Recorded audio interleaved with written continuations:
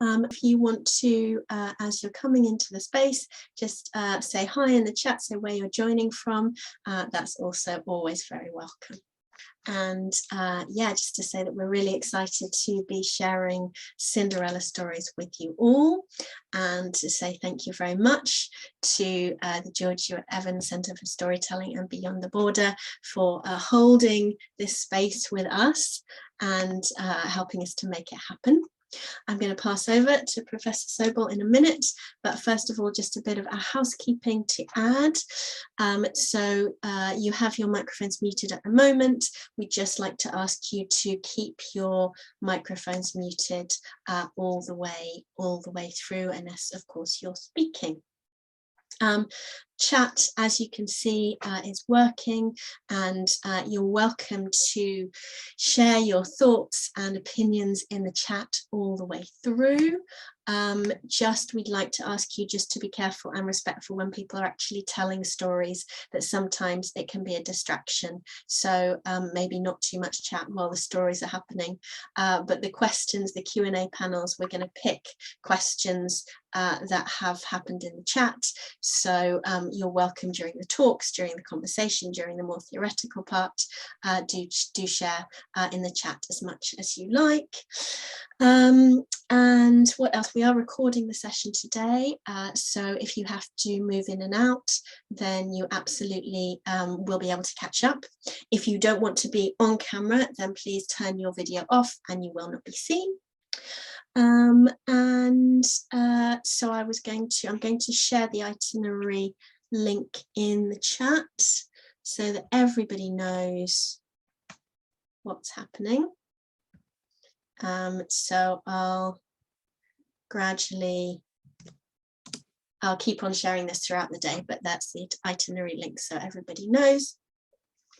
And we are, as you know, tickets were free today for the session, but we also welcome donations to the Become charity, which is a British charity, one of the only British charities for children in care and young care leavers.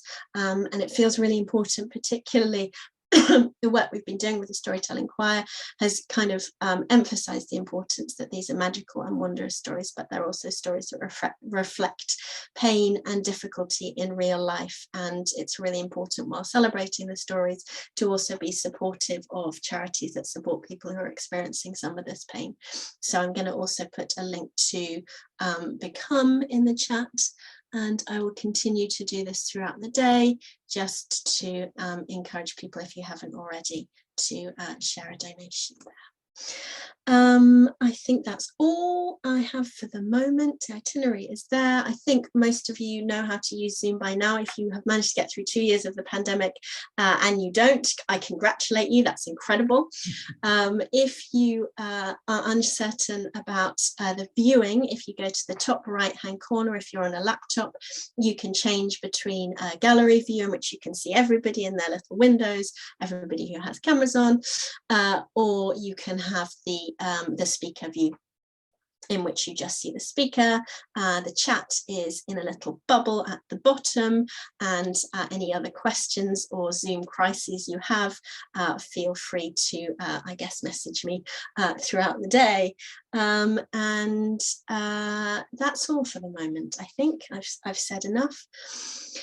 So it just remains again for me to welcome you to this space, and I'm going to pass on to Professor Joseph Sobol, who is a Professor of Storytelling and Director of the George Ewart Evans Storytelling Centre. Joseph, I'm going to put the spotlight on you. Look at that. Thank you, Joanna, and thank you everyone who's dropped in on our little Zoom room here. This is one of the unsuspected and welcome benefits of a global pandemic, that we've suddenly realized that we have these technologies to get together in this virtual space. We've also been able to, in some ways, deepen our connection between institutions and organizations. The George Ewart Evans Center has produced an annual symposium in the present spaces of the campus building, the atrium, for many years before the pandemic. And we always did it as a So it just remains again for me to welcome you to this space, and I'm going to pass on to Professor Joseph Sobol, who is a Professor of Storytelling and Director of the George Ewart Evans Storytelling Centre. Joseph, I'm going to put the spotlight on you. Look at that. Thank you, Joanna, and thank you everyone who's dropped in on our little Zoom room here. This is one of the unsuspected and welcome benefits of a global pandemic, that we've suddenly realized that we have these technologies to get together in this virtual space. We've also been able to, in some ways, deepen our connection between institutions and organizations. The George Ewart Evans Center has produced an annual symposium in the present spaces of the campus building, the atrium, for many years before the pandemic. And we always did it as an institution, and we invited people into our space. But in this new default setting for culture, we're much more dependent on each other for these frail webs of connection. And so we're co-producing this event. It was actually brought to us more or less whole, intact, by the Storytelling Choir and Joanna Gilar. And we went to our friends at Beyond the Border Storytelling Festival for their Zoom room and their web of connections. And all of that has coalesced to make this event what it is. And that's kind of special. And it also connects to Cinderella in a certain kind of way, because Cinderella is a story, or rather a web of stories, that exists in this unconscious, pre-conscious psychic formation that is the human species. And it exists in there as a web of motifs and connections between motifs, of character types, of plot functions, all these things which folklorists have studied for generations now. But we're more and more realizing the connectedness on a global level between these motifs and how they exist as a kind of mycelium, a narrative mycelium, the web of rootstock in the psyche that are constantly sending up. It exists all over the world. It kind of enshrouds the world in kind of narrative consciousness or unconsciousness, depending on your point of view or how you want to articulate it, and sends up shoots in different places in different times. It's continually sending up those shoots. Some of them are cultural, some of them are individually created by authors like Angela Carter. Some of them are created communally by bouncing ideas, bouncing stories off of the groups that storytellers participate with in order to meet the needs of the moment and the time and the place. And we're going to be looking at all those things today. I wanted to just briefly cite a couple of sources that are very handy for this kind of thing going forward. Some of the speakers may cite these themselves. There's Alan Dundas's Cinderella Casebook that has, it's an edited volume with historical notes and different theoretical perspectives from the political, sociocultural, folkloristic, anthropological, psychological. There's some really interesting recent things like Jack Zipes' various political meditations on fairy tales, Kay Stone's feminist take, and Someday Your Witch Will Come. There's a recent volume called Transgressive Tales or Queering the Grimms by Kay Turner and Pauline Greenhill. These are continual reinterpretations of the story to meet the needs of the moment. And this international gathering today that we're so thrilled to be a part of is another opportunity for us to survey the world of story shoots coming up from that great narrative web that connects us all. So I'm going to turn things back to Joanna and we'll get underway. Thank you so much for being here.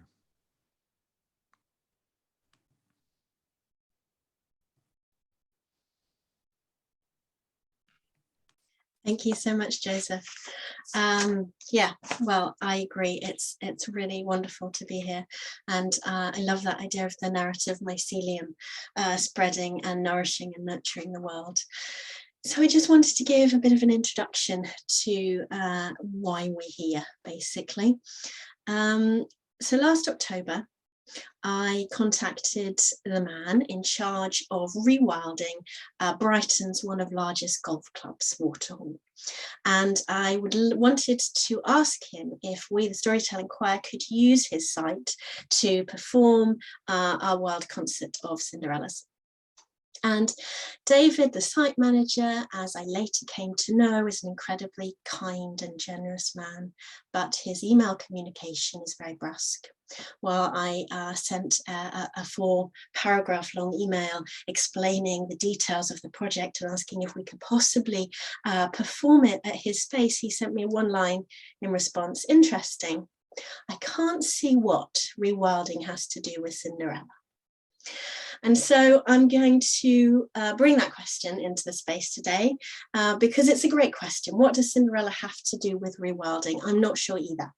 But I'd like to open the session with that question and also with the response we gave, which did manage to open for us permission to perform at Waterhall and to walk the Ashchild stories in a place that was once kept in this green artificial stasis for human entertainment and exercise, and is now being returned to the brambles and the nettles and the dormice and the palmate newts and the adders and the elders and the wild horses and the Sussex cows, in other words, to the multiple entanglements in which it exists.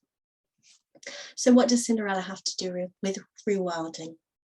I'm sure most of you know Cinderella's cycle known by folklorists as ATU 510A. The Persecuted Heroine is one of the oldest and most widely distributed tales the world over.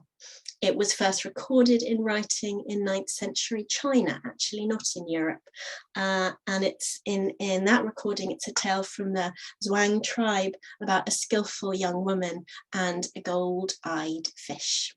Versions of the story can be found the world over, from Canada to Russia, Ireland to Zimbabwe, Iran to Palestine, and some of those we're going to be lucky enough to hear today. So these stories are all around the world. They make a narrative mycelium that Joseph was talking about. But in England and America, unless we are storytellers, lucky enough to have our hands deeply embedded in the forgotten loam of folklore, the story of Cinderella that we'll know is the story that was essentially recorded and written down by Charles Perrault in the 17th century, known as Cendrillon. Perrault was following the tradition of the French salon writers, which was to take old, rude folk tales and polish them up so that they would be kind of civilized and satirical artifacts for the French court. His is the wonderful story of the lizard footman and the pumpkin and the glass slipper and the fairy godmother.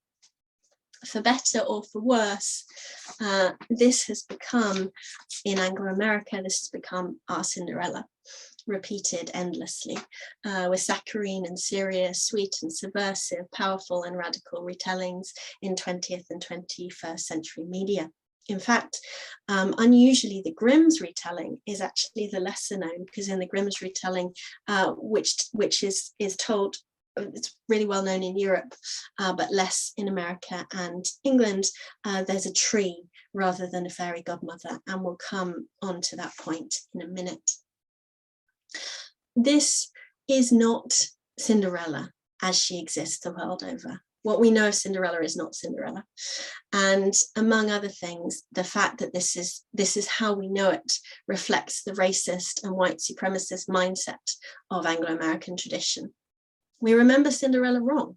She's not, and she never has been, only the white blonde girl with a magical dress and tiny delicate feet who is saved by a fairy godmother and marries a prince to live happily ever after.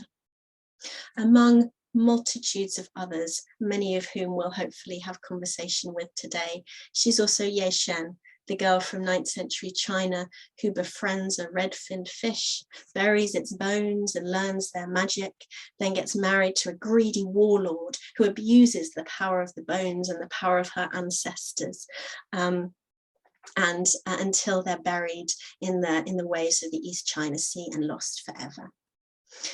In the Cinderella cycle, we have tales of Maria from Brazil, a girl born with a snake sister twined around her neck, who gives her power, who gives her possibilities of transformation, but in the very moment where it matters, she forgets to name that snake sister and she loses her forever.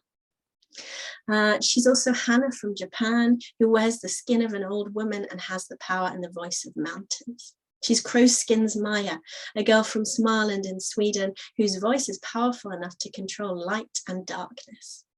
This story cycle includes a girl from Nigeria who's swallowed by frogs and reincarnated. It includes a girl from Zimbabwe who becomes a tamer of snakes.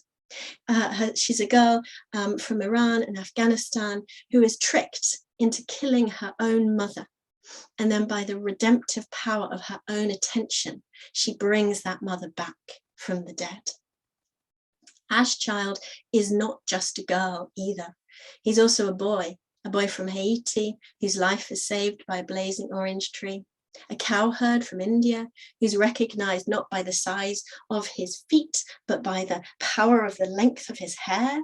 He's a boy from Ireland who's fostered by a bull, and when the bull is cruelly killed by the stepmother, uses the power of that ancestor, the power of that bull, to defeat dragons. And he's a boy from Russia who dresses in copper and silver and gold. So the thing about the story cycle is that stories like Cinderella are cultural reference points. They're imaginative touchstones. They're common ground. When we say Cinderella, everyone knows what we're talking about, except that they don't, because they're no longer common ground. The truth is that we've forgotten the diversity with which they take root and the complexity in which they flourish. So the first way then, I think, to rewild Cinderella is to remember her great range of difference, the complexity of her stories. And yet also another way is to explore the complexity hidden inside the stories. Because the Cinderella that we know today is largely not wild.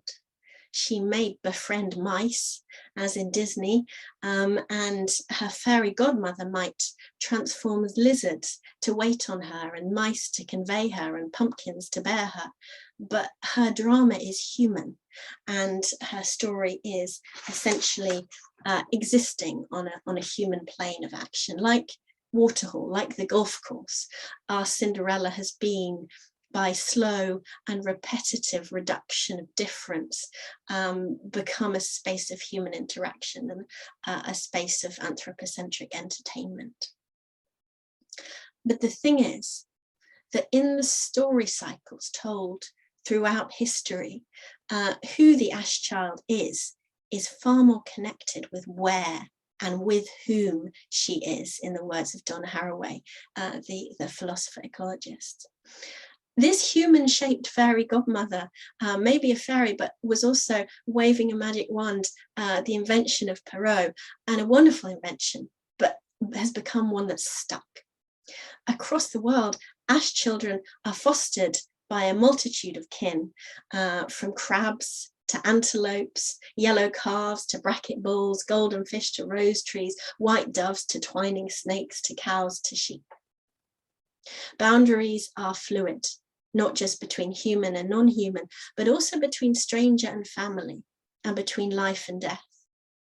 Because in most of the stories, when Cinderella's mother dies, she doesn't stay dead. In fact, she shapeshifts, she changes her form to come and protect the ash child in the form of a plant or an animal. And often this plant or animal is then later killed by the stepmother.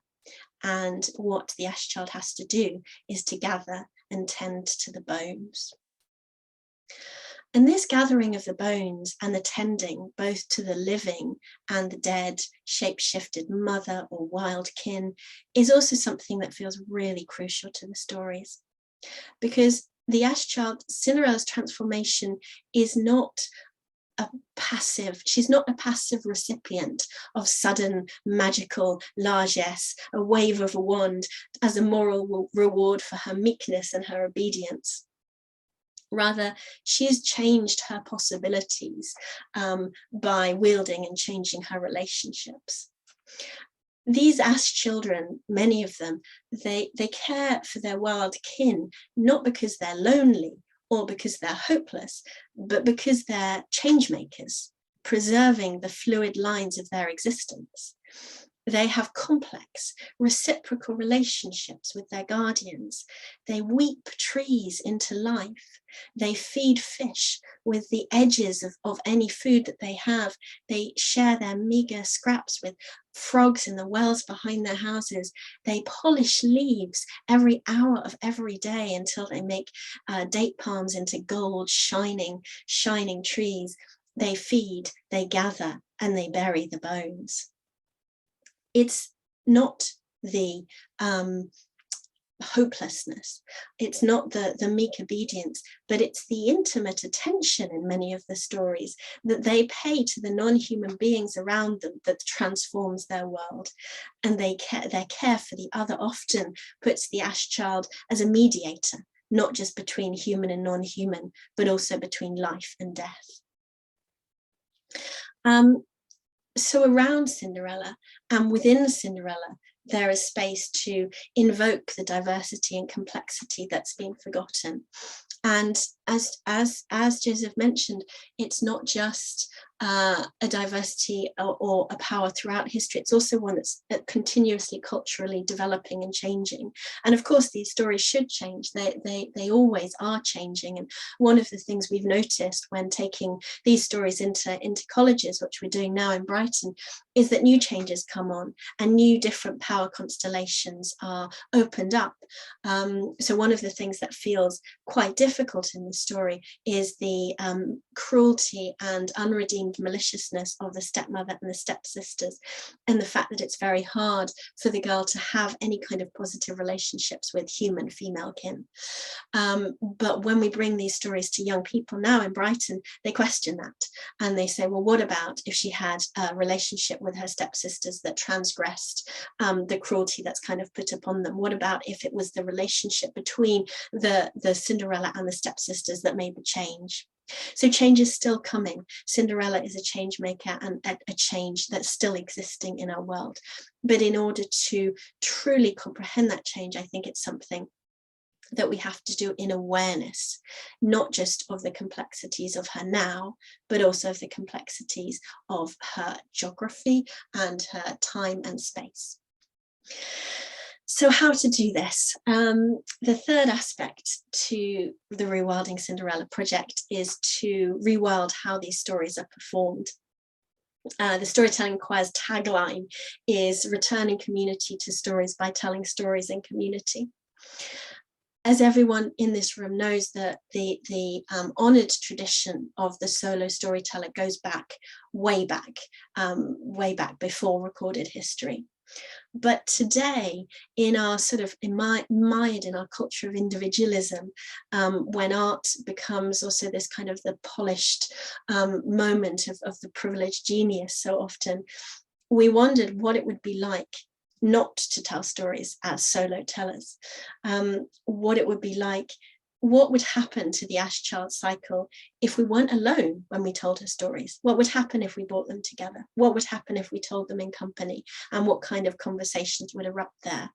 And so that's one of the reasons why we gathered here today, to share and to tell these stories in good company.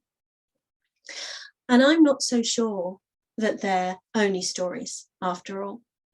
According to Jack Zipes, has already been mentioned, Zipes believes that fairy tales may have roots in long ago rites of passage rituals that were designed to help a young person mediate their relationship to life, death, civilization, and wilderness. And the thing about stories like Cinderella is that they've been received and forged by millions of voices across time and space. So they have perhaps become something deeper than a story, or perhaps they always were. But as Dr. Tyson Yunkaporta has argued in his recent book, Sand Talk, which is his exploration of conversation between Indigenous and Western cultures, community rituals can't be mediated by individuals. It takes a community to change an act of magic.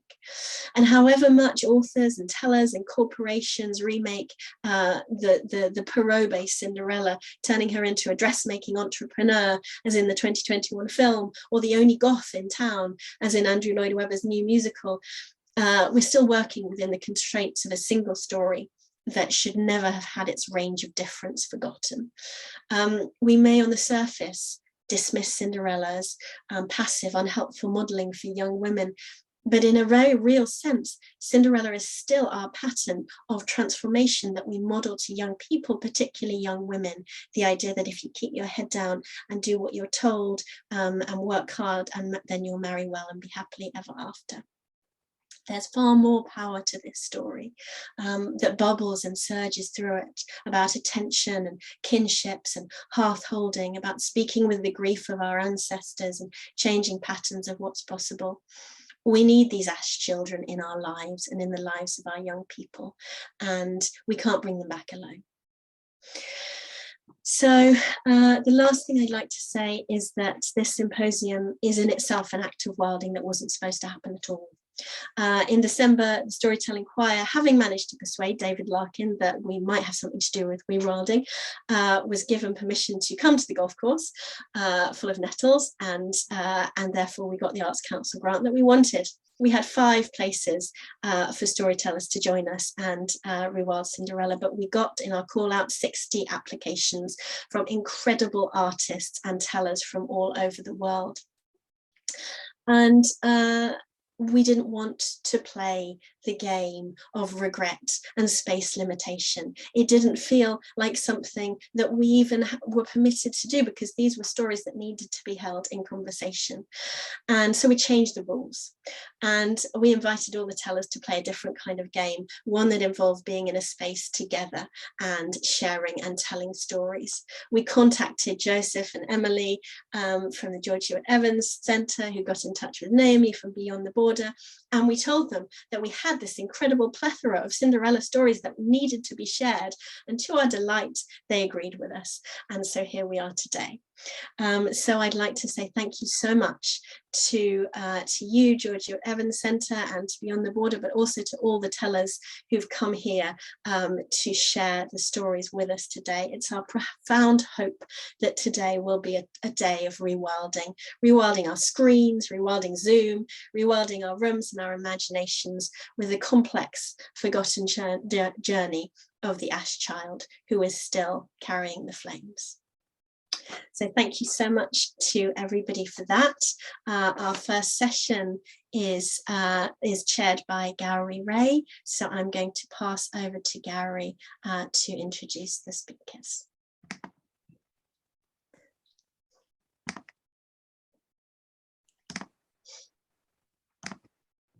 Hello. Good morning. Good morning, everyone. And thank you, Joanna and Joseph.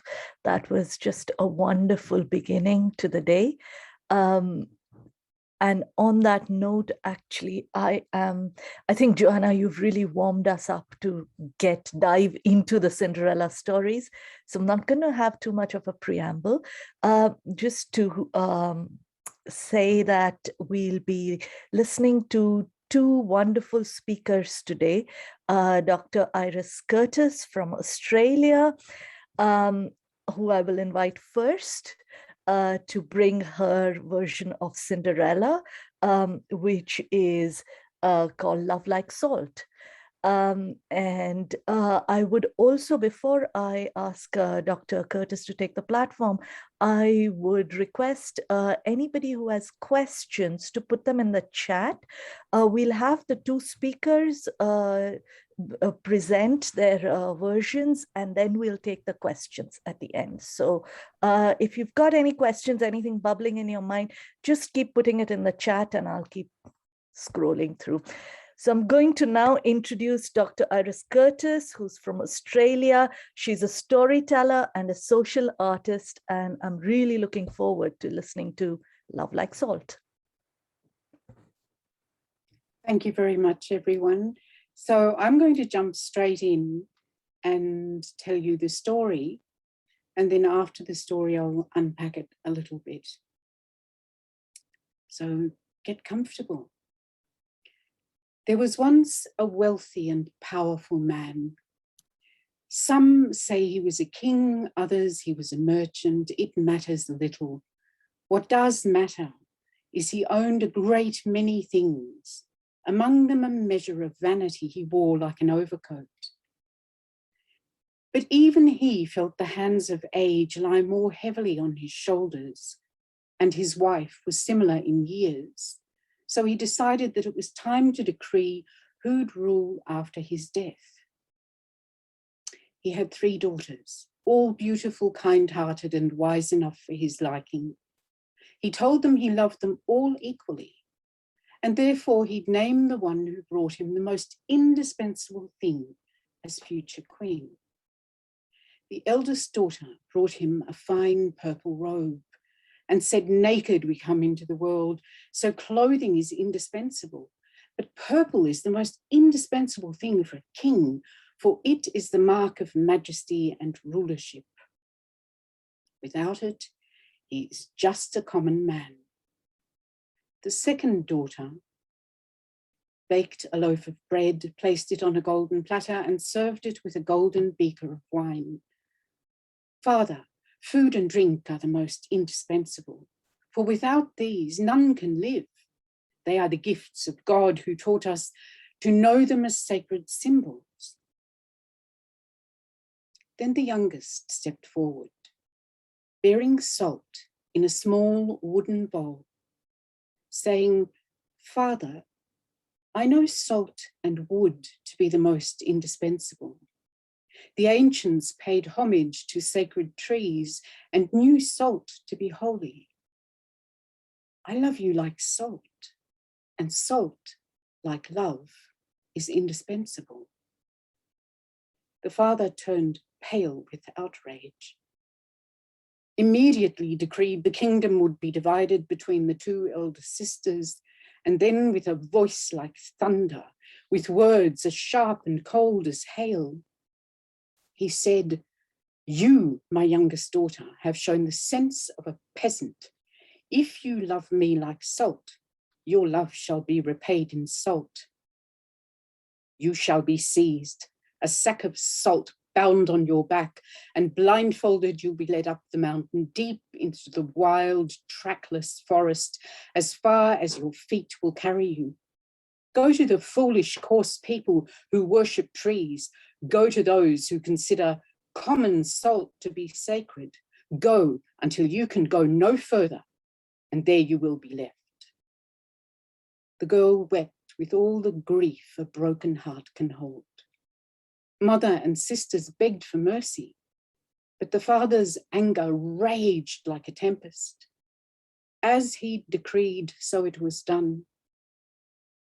She was forced to walk until the weight of the salt was too great to bear, and she fell unconscious to the ground. There the guards left her. When the father came to his senses and regretted his terrible severity, he had the whole forest searched. But even his most skillful hunters found no trace of his daughter. Surely the wild beasts had devoured her. He could not contain his sorrow.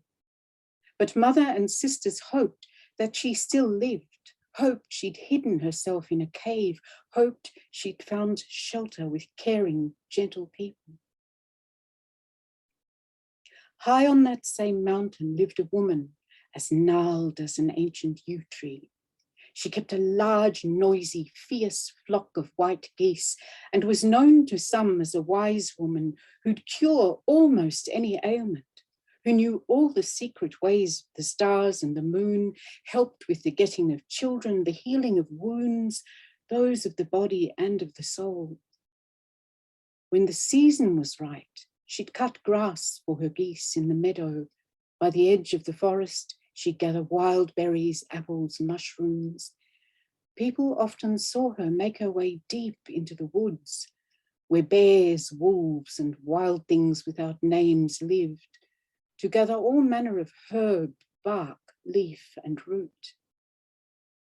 Some said she'd often stand as if listening to the whispered talk among the trees, stoneword scatterings and moss murmurings, soil secrets and wisdom shared between ant and eagle.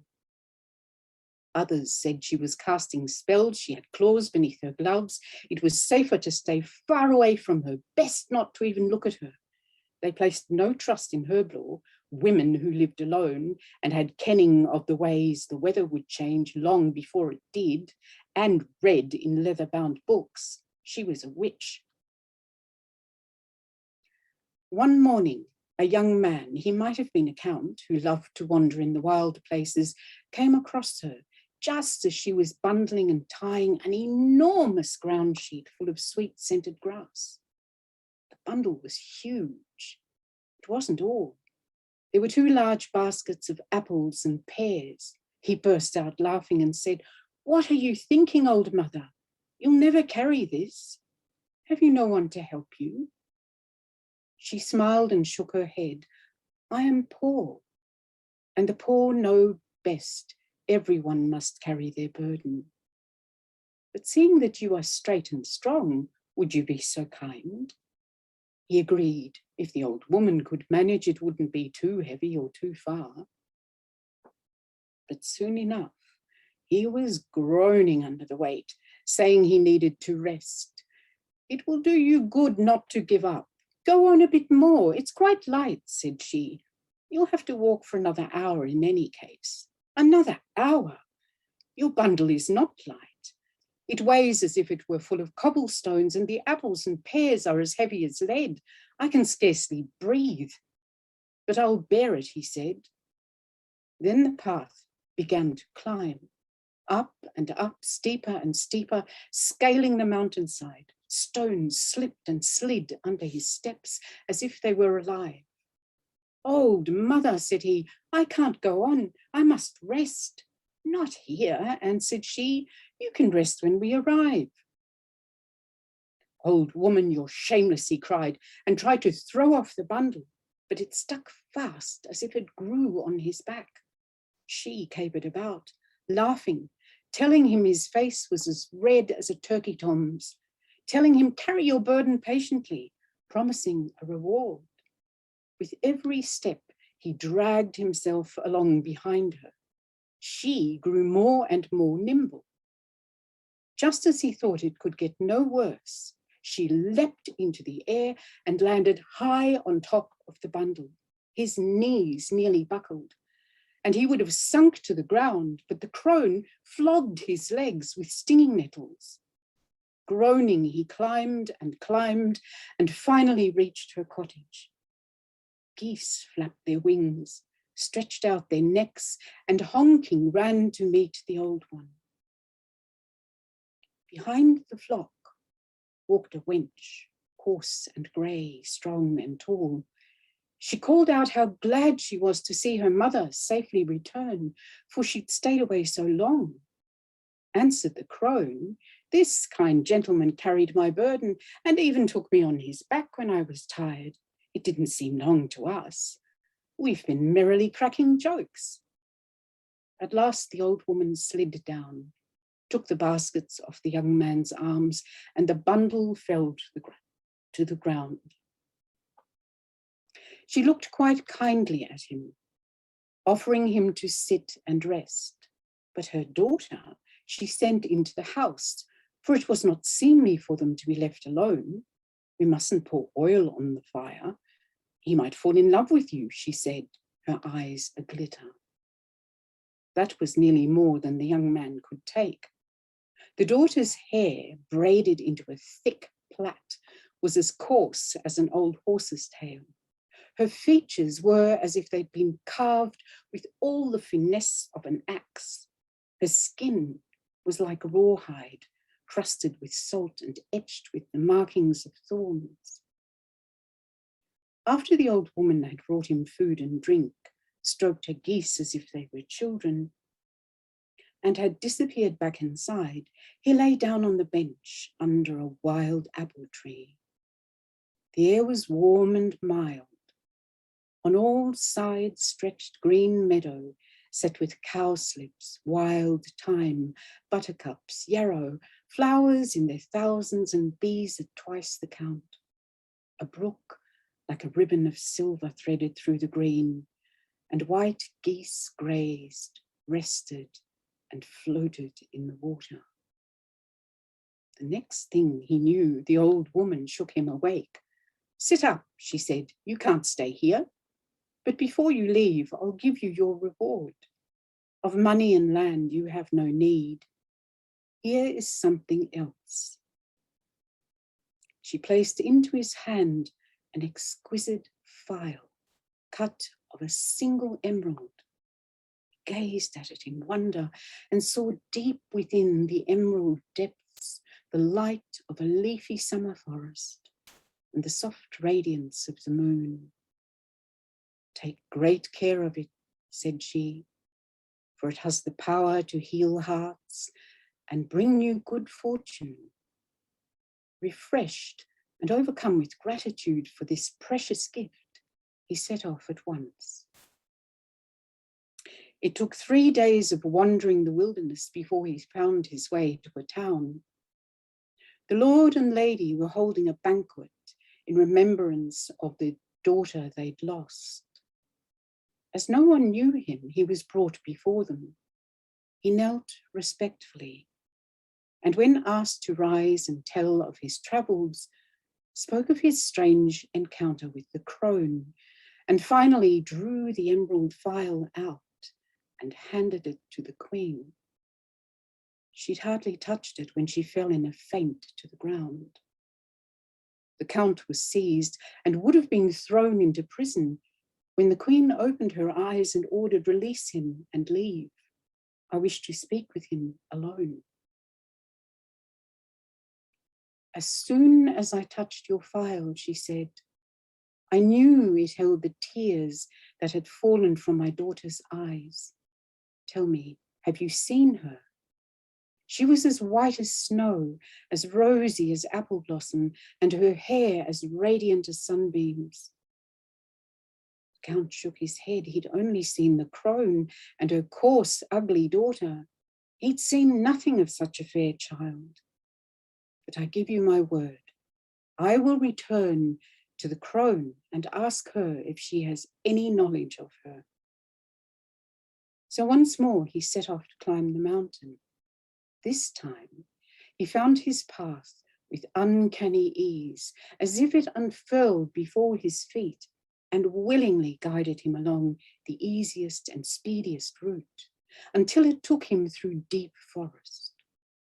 All around him he heard the stalking tread of padded paws, the cracking of branches broken by antler and pelt-cloaked shoulders, the snuffling of wild boar. Then through the trees he caught sight of the moon. He hurried towards the light. At the edge of the clearing he met a wolf and hastily climbed an oak that stood close by a tarn and settled in for an uncomfortable wait till morning. As day passed the scepter to night, In the hushed glow of a single log burning on a hearth, the crone sat spinning. The coarse-faced daughter sat reading in a great book. Both were wrapped in the silent blue mantle of dusk until wings fluttered, two luminous eyes peered through the window, and an owl called thrice. Spoke the crone. "It is time, my daughter. The moon is rising full, and you must go out and do your work." The daughter rose and went across the meadow, following the silver stream through the silent halls of the forest. Nothing stirred, not a whisper of wind, not a rustle of leaf, when she stepped out into the clearing and made her way to the deep indigo tarn that held the silver radiance of the moon in its round. The coarse-faced daughter slowly lifted her hands to her face. And up there in the oak tree, the young man saw her, saw for the first time in the moonlight the strange, wild beauty of this face, tear-netted, salt-tattooed, embossed with the etchings of rejection. Saw how deeply it was tanned with grief, and understood what had once looked only coarse, now that he beheld it, was a thing that surpassed beauty with truth.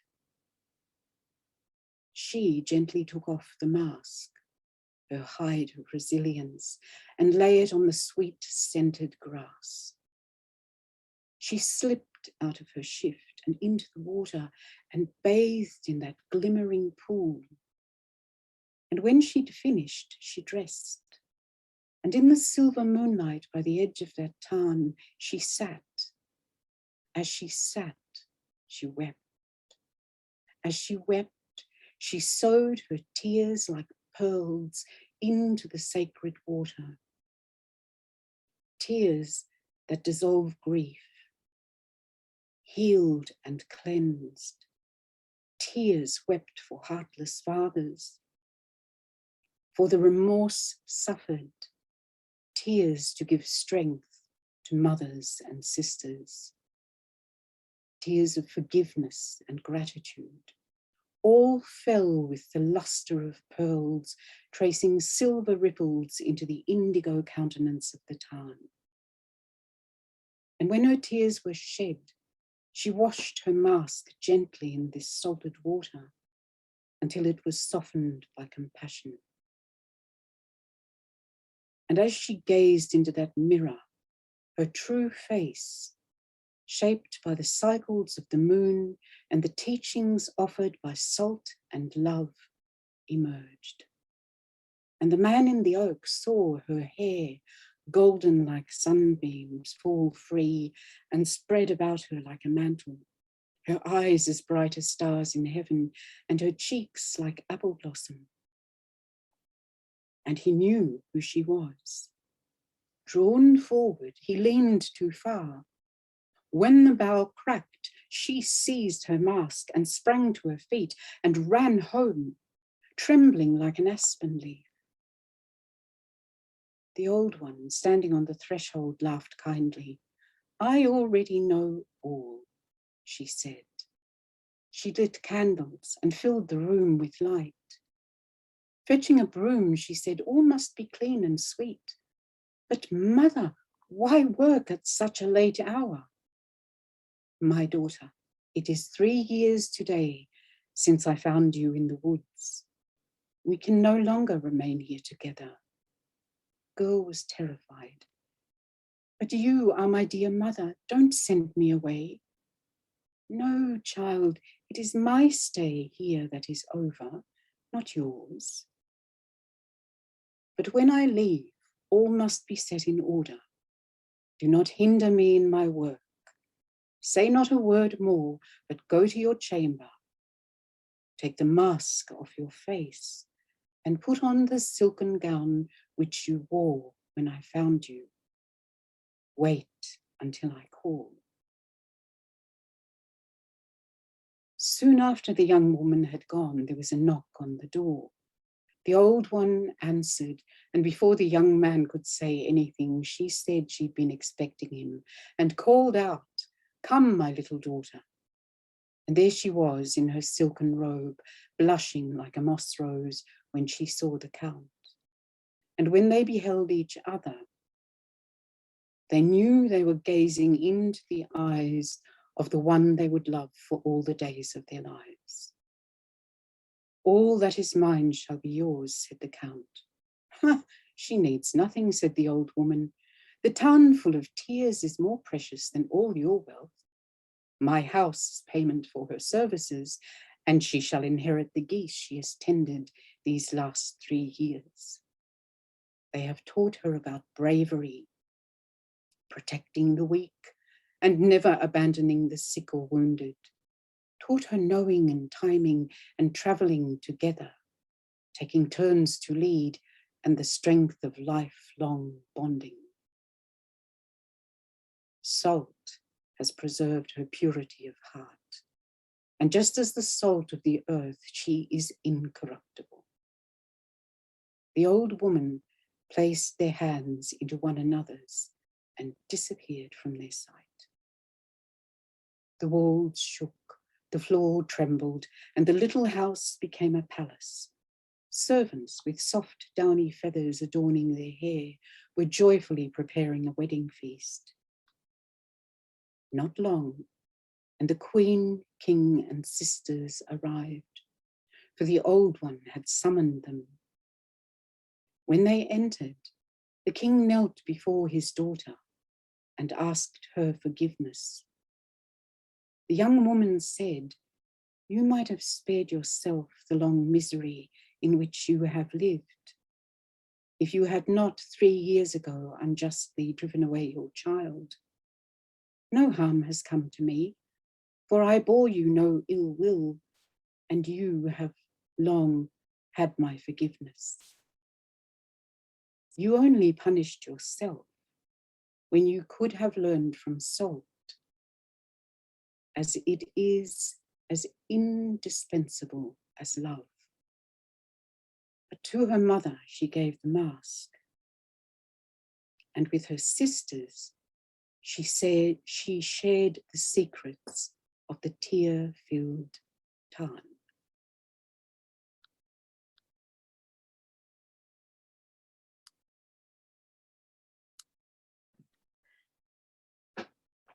Thank you so much, Dr. Curteis. Oh, that was such a beautiful story.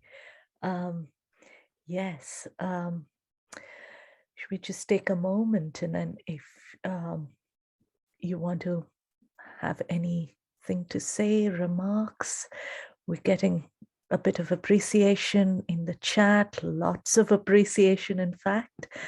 We might go after this to the next speaker and then come back to take questions. That'll give you some time to breathe as well. Thank you so much for that magnificent story. Thank you, Gauri. Oh, yes. Salt tattooed face. Amazing. I'd like to now invite Dr. Shivani Kanodia, who is based in India. And Shivani is a storyteller from India who's on a mission to storify the nation, as she says. She's the founder of Arya Inspires, which is a storytelling organization aimed to nurture story lovers and stories within individuals. So I'd invite Shivani to tell the story titled Teja and Teji, and I'm really looking forward to it because I do know the story a little bit. So go ahead, Shivani. Great. Thank you, Gauri, for that kind introduction, and hello to everyone, and namaste from India. So I've been following Storytelling Co's beautiful work when they came out with Sleeping Beauty rendition last year, and I remember watching it during the midnight hours at 2 a.m. from India. And till then, since then, I've been in awe and I've been following their work. And so when the call for Rewilding Cinderella came out, I immediately wrote to them that I have something which clearly resonates. However, this also led me to the search for other versions that are there. And I went on, I searched, and I came back to this one. So today what I have for you is an Assamese folk tale from India. Assam is a state in northeastern part of India, which is famous for its tea gardens, its silk weaves, its beautiful culture, its beautiful ecology, and its very beautiful people. And why I chose this story, and there's a bit of trigger warning here, the ending might not be apt for people, for kids, for children below 18. So if behind these Zoom boxes, because we cannot see everyone, if there is somebody who's, if we have a youngster out there listening to these renditions, it might not be appropriate. Just wanted to say that before I start saying the story. And one thing I want to mention before we get into the story is that the Gauriness, yes, the Gauriness of this tale is something that made me very sure that I want to tell it. Because as Professor Sobol put it so aptly and nicely, that folk tales tell us about the times they were written in, about the times, about the cultures they mirror. And yeah, so I think before, and there's a lot of conversation, especially in India and world over, I see about shunning all these fairy tales for the stereotypes, for the biases, for the XYZ reasons they bring in. But I very, very strongly feel that these are the very same reasons why they should be told. Also for their beautiful structure, the beautiful narratives, the beauty they hold in the finer details. And that's why they have stood the test of time. And without further ado, let's get into the story. Once upon a time, long, long back, there was a peasant. He had 2 wives. The elder one had a daughter, and younger one had a daughter and a son, Teji and Teja. A beautiful, happy family of 6. They had everything they wanted. They had love, they had peace, they had harmony. Until one day, as they say, there are these hidden demons in all of us. The elder wife was jealous of the younger one because the younger one was her husband's favorite.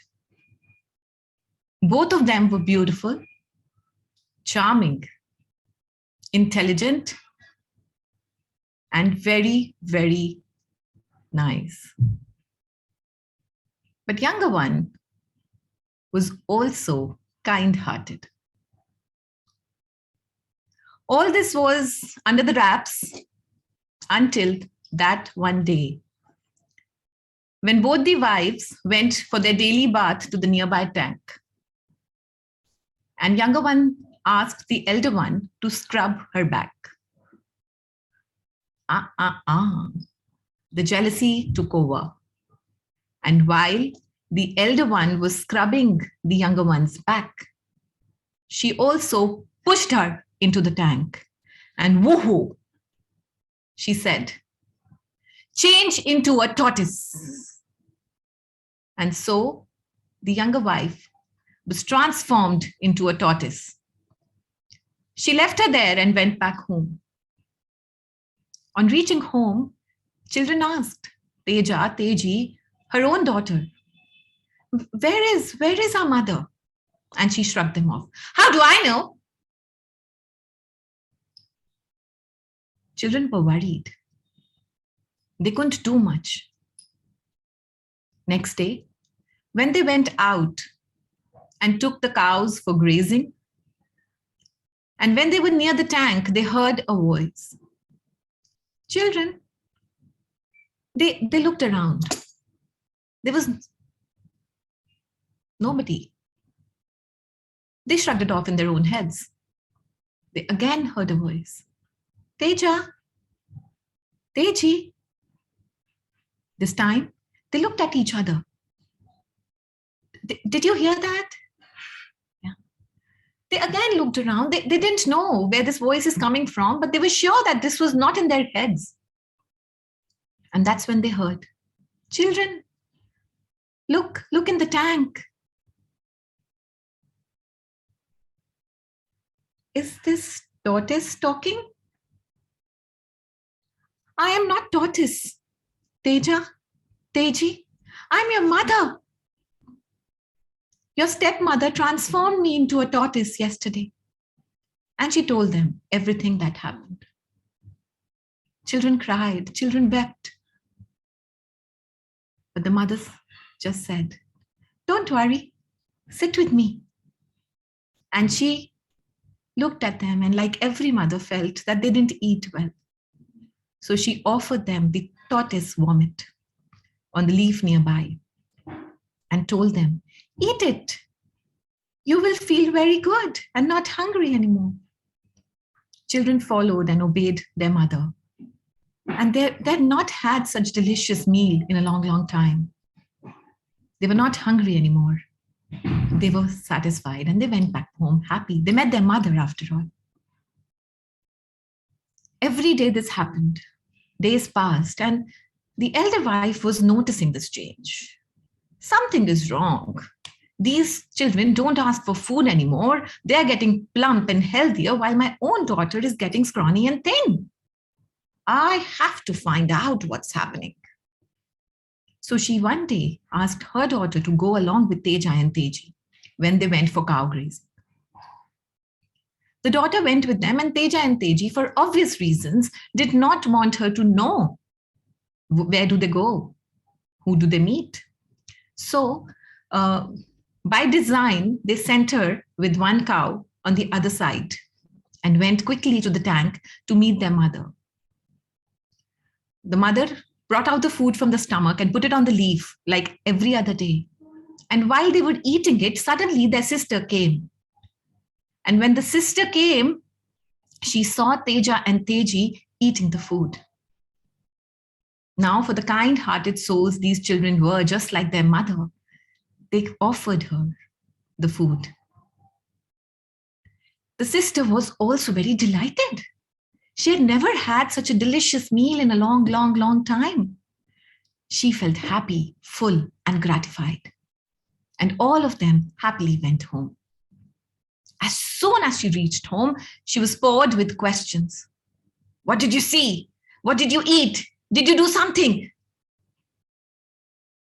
But she said, no, mother.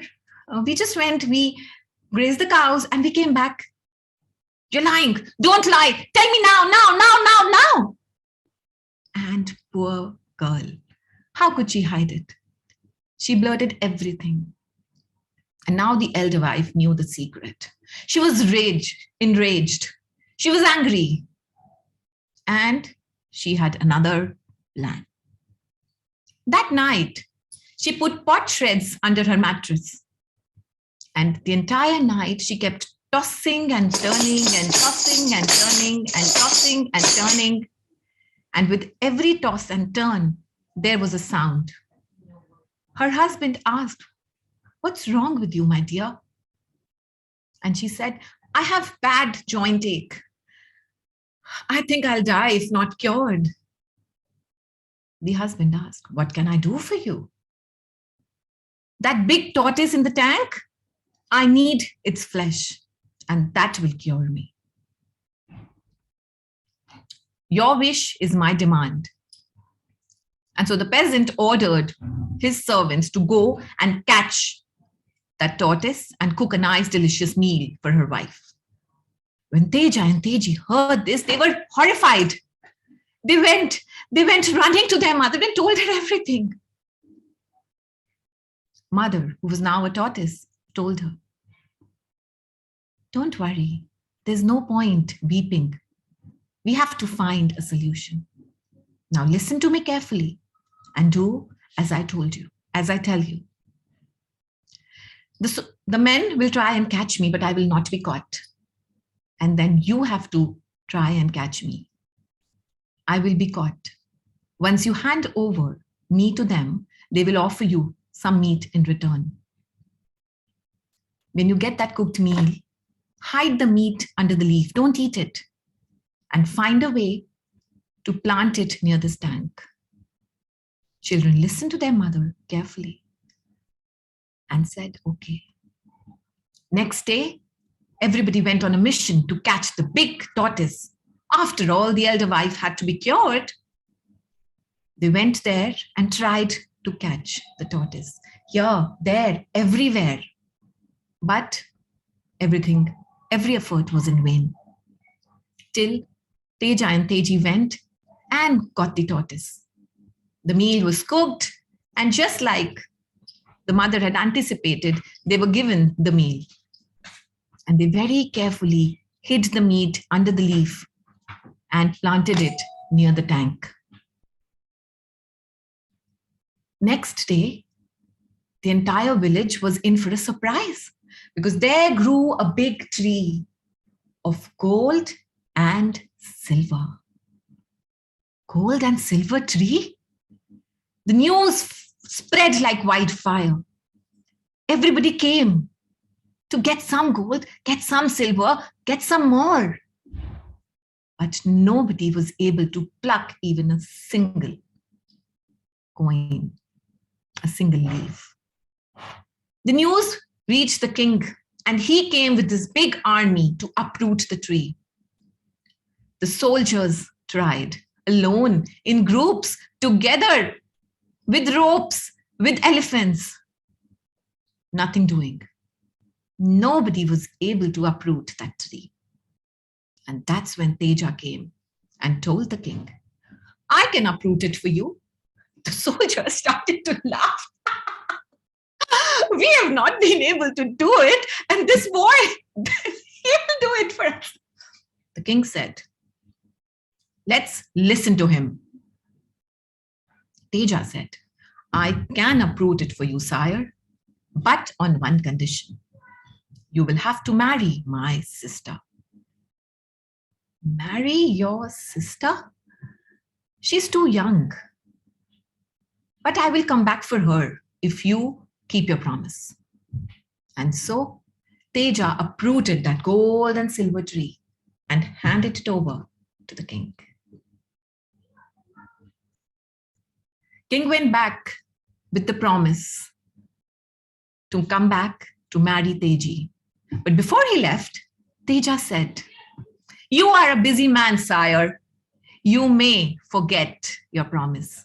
So here's a gift. He gave him a grackle, a bird like a crow, and seeds of a pomegranate tree. When this bird starts to speak and this tree bears fruit, come back, my king. That will be the time to marry my Teji. The king smiled and went back. Years passed. Grackle grew up to speak. The tree bore fruits. And king heard a sound. Ari lali gaga, eri nazi lala. The tree is grown. The fruits are ready to drop. It's time to marry Sister Teji with show and pomp. The king looked around. The grackle again said, Iri gagi lala. The tree has grown. The fruits are about to drop. It's time to marry Sister Teji with show and pomp. The king remembered his promise and with his procession went to marry Teji. And they lived happily ever after? Not yet. Just not yet. The king went to marry Teji. Teji was married to the king. The elder wife was very, my daughter. but there was so much she could do. And king took Teji to his kingdom. While they were on their way in a boat, what happened was that king already had 7 wives who were not happy with this alliance. And 8th one, why? So when the boatman went to the first ghat and wanted to moor the boat, there came a voice. No, no, no, no, not on this ghat. Oh, evil Teji, this is my ghat. The kind-hearted Teji said to the boatman, please take me to another one. The boatman took her to the second ghat, and she again heard this voice. No, no, no, you can't park on this ghat. No, evil Teji, not on my ghat. That was the second wife. By now, Teji was in tears. She hadn't expected such a welcome. But she had no other choice. She requested the boatman to take her to the next ghat. No, no, no, no, evil Teji, not on this ghat, not on my ghat. Teji was into tears. And this happened to her not just 1, 2, or 3, but 7 times on every ghat.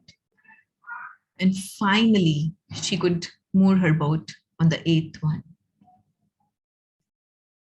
After this very unwelcoming welcome, she went there and lived with the king. They were happy. They bore a child after a year.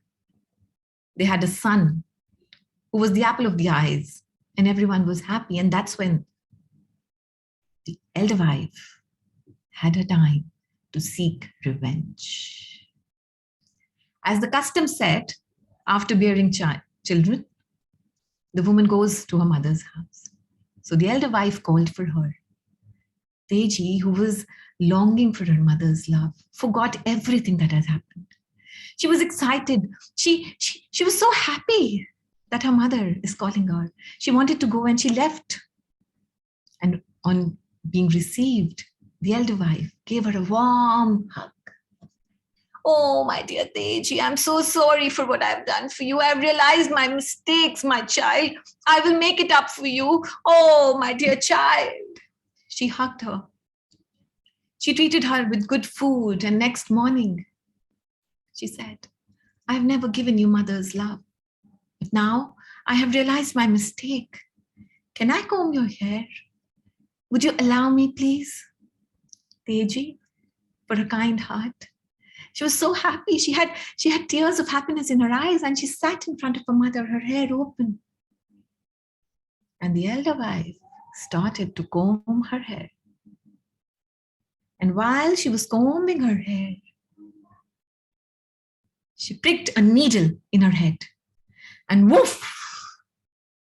Teji was transformed into a manna, a little bird. For the love of mother, said the elder wife. It was time for Teji to go home. The king called for her, sent his soldiers to bring Teji back. The elder wife dressed her own daughter in Teji's clothes and ornaments and sent her in place of Teji. They went, and the manna followed the procession to her husband's house. Teji was back, and of course, when have men noticed? Even the king did not notice that this is not Teji.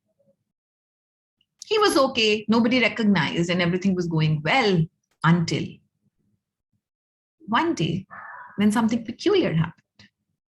Nobody recognized that it was not Teji. But as they say, that a child always knows the touch of the mother.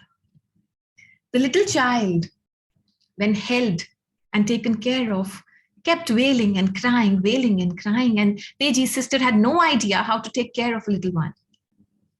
And manna sang, whose child is it? Why does he wail? Whose child is it? Why does it wail? He looks so yellow and pale. The king took note. He felt something was off, but he ignored it. And this continued happening. And then one day he remembered that Teji also knew how to weave very beautifully. And she had this loom kept in the room where she left a piece of cloth unfinished. The king suggested, why don't you go and complete that weave?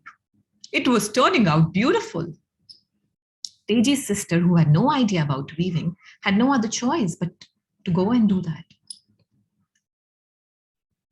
Whose cloth is it? Who does it weave? Everything is naughty and untangled she leaves. Now it struck the king. This lady could not take care of his child. This lady cannot weave. My Teji weaved beautifully. My Teji knew how to take care of her child. There's something wrong. So king held 2 pieces of food in his hands. He opened his hands and said, "Oh dear Manna, if you are one of our own, this is the bowl of thirst. This is the bowl of hunger. If you are one of our own, come, eat this bowl of hunger. If you are not one of my own, eat this bowl of thirst." And as luck would have it, Manna listened to it and quickly fluttered to the bowl of hunger and started eating it. The king held the manna in his hands, stroked it with love, and suddenly felt something pointy in its head and plucked it out. And whoosh! It transformed, the bird transformed to Teji. His wife, his Teji was standing right in front of him and she told him everything. King was angry. King was enraged. King was furious and he immediately ordered his soldiers to take away Teji's sister and kill her. He ordered them to kill her, take out her flesh and fat and put it in one casket, kill her and put her hands, her legs in another casket and her blood in the third, and take it as a gift to Teji's stepmother. He ordered them to take it along and tell her that it's a feast from king and tell her that it's venison. The soldiers did as commanded. They went to Teji's stepmother with 3 caskets. Teji's stepmother, the elder wife, was happy. Wow, see, my decision was right. That Teji, she never sent me a gift. And my daughter has been there only for a few days and she sends me 3 caskets, big caskets full of gifts.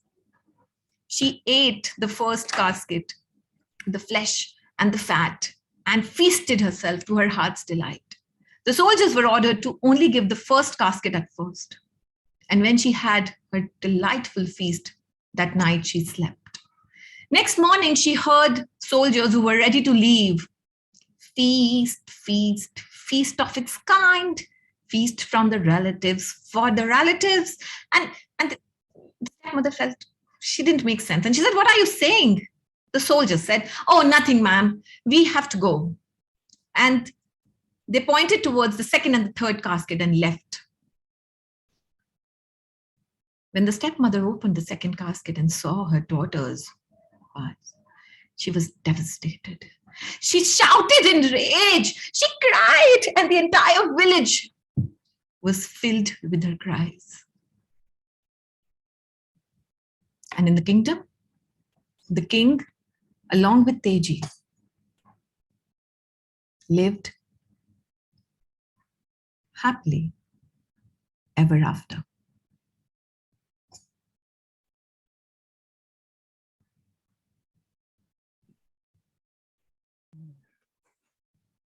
Thank you, Shivani. Thank you. That's so nice to hear the story again.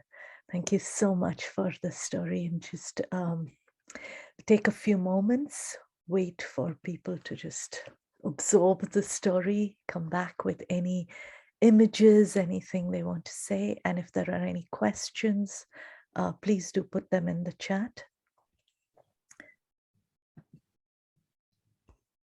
I'll give you both a few moments to just get yourselves back in the room, waiting for Iris to show up. Yeah, thank you.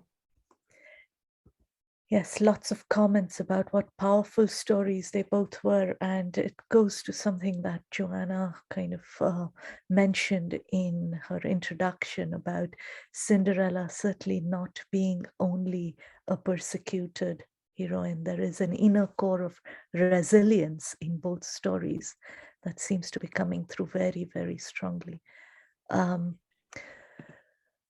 Maybe I can begin with a question, actually, or maybe it's something that you might like to talk about, both of you, and this is addressed to both of you.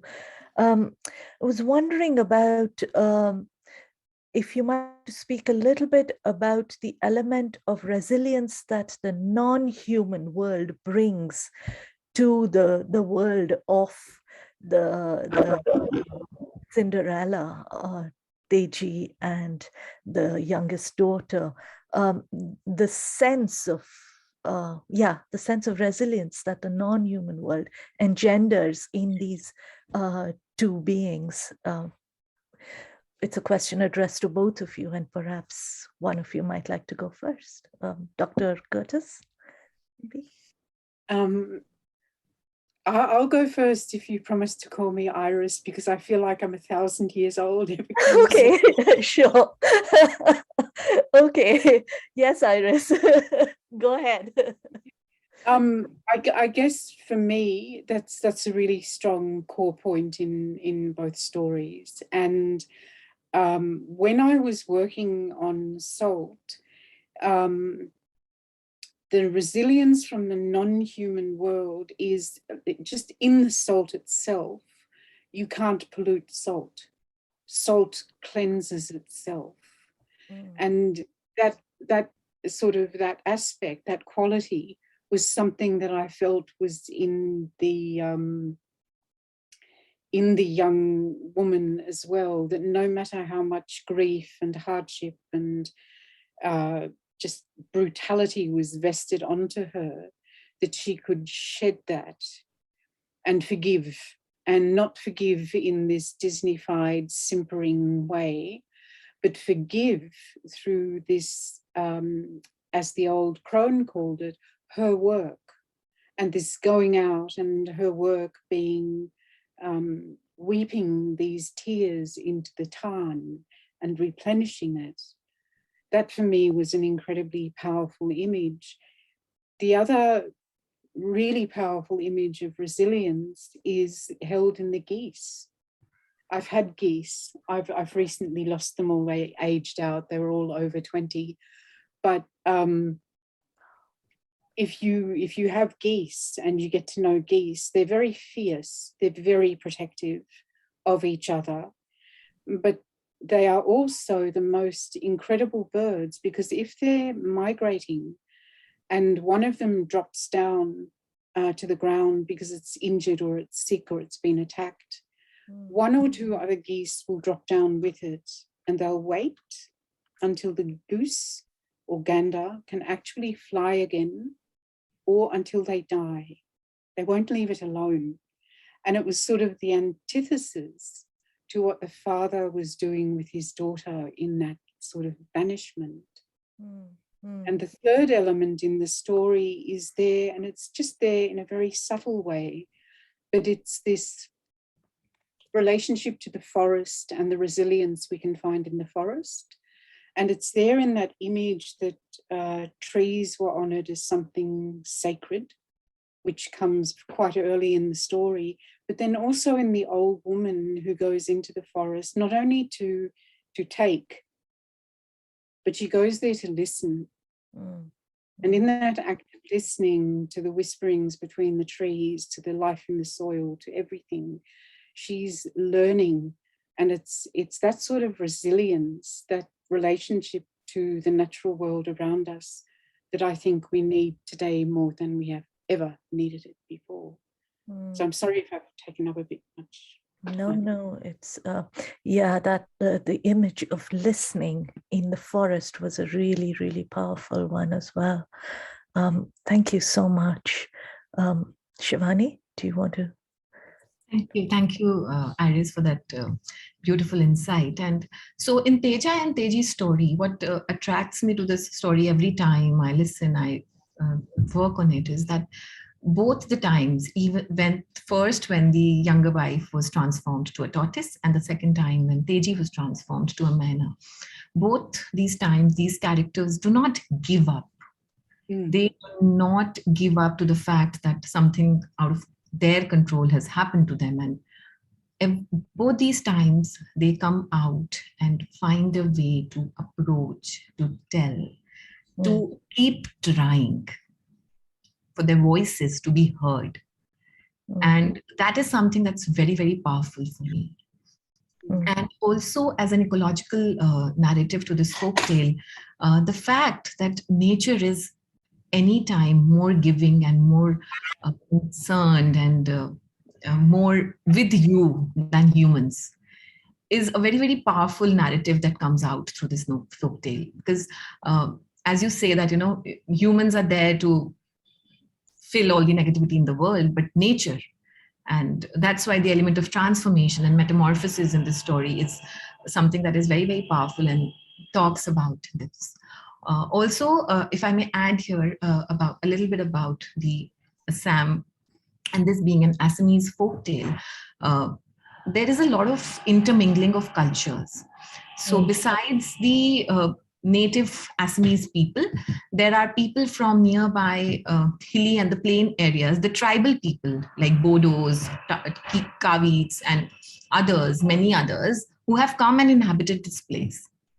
So while this story in today's contemporary world, might lead you to ask a question, okay, why do we need such goriness in our stories? But we also have to realize that sometimes when cultures meet, when people from different sensibilities, so from a civilization and from tribals who are more savage than the others, there has to be some messaging of sorts to bind these different cultures with a set of rules.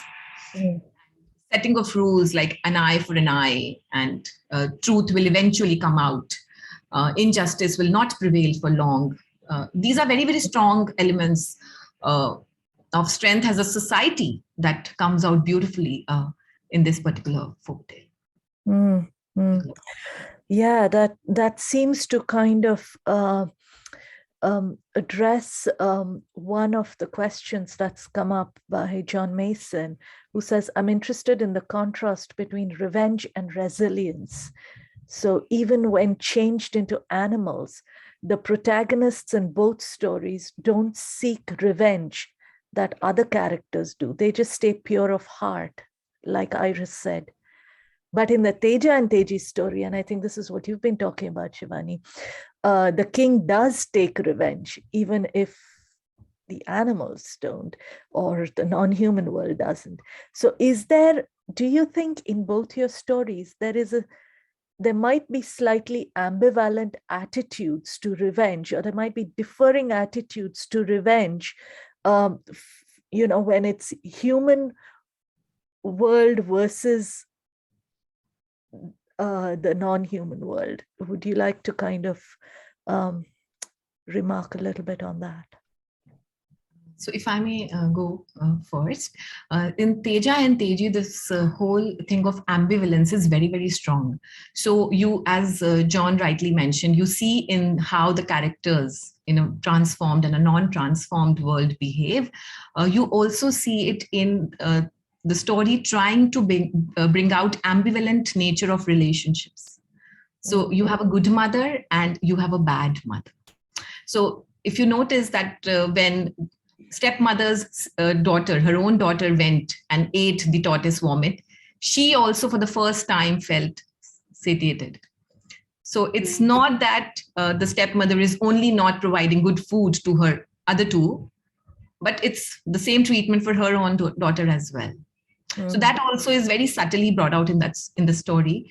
And this ambivalent nature is one of the predominant parts of it. For example, the husband or Teja, the son, they really don't have prominent roles in the story. But if you look at the points in the story where they come, that is something which is very, very indicative of the societal hierarchy, that how some decisions are only governed by the men of the house. Who my sister is getting married to, which doctor or what treatment will now happen.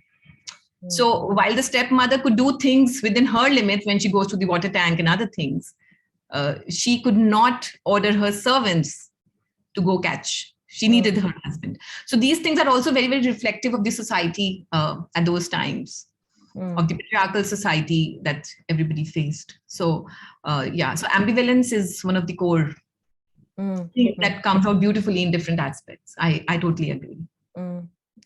And the gendered element to negotiations in that sense. Yeah, thank you. Iris, do you want to come in with? I'm not quite sure how to answer that. I guess I wouldn't pair resilience and revenge in that way anyway, because I don't think that they're necessarily things that have a lot to do with each other. I find it fascinating that the only species on the planet that takes revenge, that's us. Only humans take revenge. And if we step into nature, we encounter a great deal of resilience and a great deal of flexibility, but we don't encounter revenge. If there's this, the fear of the father that the wild animals might have devoured his daughter after he cast her out, but they wouldn't have done that as an act of evil. It's just a necessity of survival. Whereas what he did, that was revenge, because she sort of compared him a bit with salt in his mind, which she didn't really. And it sort of, that dented his ego. And that created a very vengeful, vindictive gesture. I don't know if that answers the question. Thank you. I think there is one more question which is really quite fascinating, which is from Emily, who says that there seems to be also the element of water playing really an important role in your stories. And would you like to say something about the kind of magical or transformative qualities of water in your stories as well?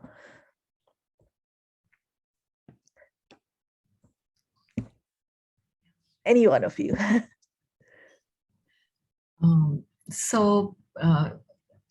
In this particular story, so in India, it's often said and believed that holy rivers, or people go and take bath in holy rivers, and that sort of gets rid of all the sins, right? So and also these little elements of, like I earlier said, going cow grazing, going to the nearby tank to take bath, are also the very, very core elements of village life that the story is trying to portray. So in that sense, it also reflects the water scarcity, so to say, and how important, again, is the water that you have. If it doesn't come to you, you will have to go to that source, because it's very enrooted in us that water is cleansing, not just from the literal sense of cleaning your body, but also your soul. So from that perspective, now that Emily has asked that question, it comes to me that from that perspective, all the happenings in the first part of the story near the water is actually a strong thing. And this story also is also told because there was recently a movie made on the story. So you can find this story in one of the famous folklorists of India, A.K. Ramanujan, who has written folk tales from India. And also this book, this particular story, Teja and Teji, finds its place in an Assamese collection of folk literature. And it was converted into a movie. So if I may share my screen for a second, for a short, and show you which, I mean, it's a short trailer, which very interestingly,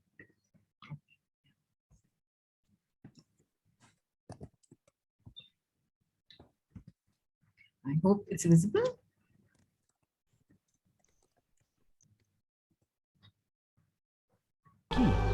হাত খুঁজিছে যে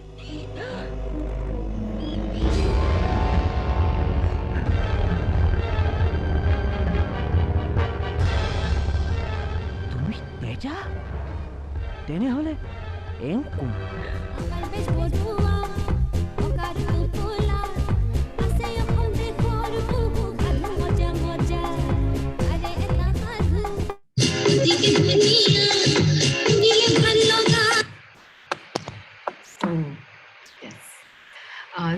So this is also converted into a movie, which tells us that it is part of our contemporary telling, like, you know. Very much part of the popular culture then. Yeah. Good. Yeah. And Iris, what would you have? With Shivani, water has this profound connection to being something sacred, and that it not only cleanses us externally, but it has this cleansing capacity for our spirit, our soul. And if we look at the fact that we are made of the numbers vary a bit, and I'm useless with numbers, but between 70 and 90% water, and that the planet is made up of water in the same sort of relationship. It's also 70-90% water, and how profoundly important water is in our existence. And there's this thing with salt, and it's the salt. Water replenishes our cells from the inside, but salt stops water from penetrating in and creating too much water within our cells, which would kill us. And it's spoken of as an internal ocean inside the cells and an external ocean. And then when you look at this this forest town, it reminds of many other folk tales, like Mother Holle is one that comes to mind immediately. It's often in ancient Celtic lore, it's the portal to the other world. She goes into the forest, she's bathing under the full moon, which has such a strong relationship to water, and she's weeping these salt tears into it. You know, it's like these images, they're so interwoven and interconnected. And then of course you've got the geese and the water birds. Yeah, so I find water plays such a profound role in so many stories. Yeah. That's a really interesting element about the role of salt vis-a-vis water, and that it sort of acts also in some ways to resist an overabundance of water. So I'm going to kind of actually ask you a question that's been asked first to Iris, and there are elements of it that comes to you, Shivani, as well. So that's a question from Joseph Sobol, and he says that Iris, in your story, there seem to have been both traditional and composed aspects in your story. Could you kind of unpack that a little bit about the traditional aspects, the more composed aspects, how did they come together? A little bit of that process he would love to know. When I work with a folk tale, I try and find different sources of the folk tale and see what are the common threads, what are the dominant tropes, the dominant motifs. And when I work with a folk tale, I don't try and memorize words. I try and go into the folk tale as a series of images, and I'm sure I'm not alone with that. But when I get into the folk tale, I can sit or stand or just be in the pictures.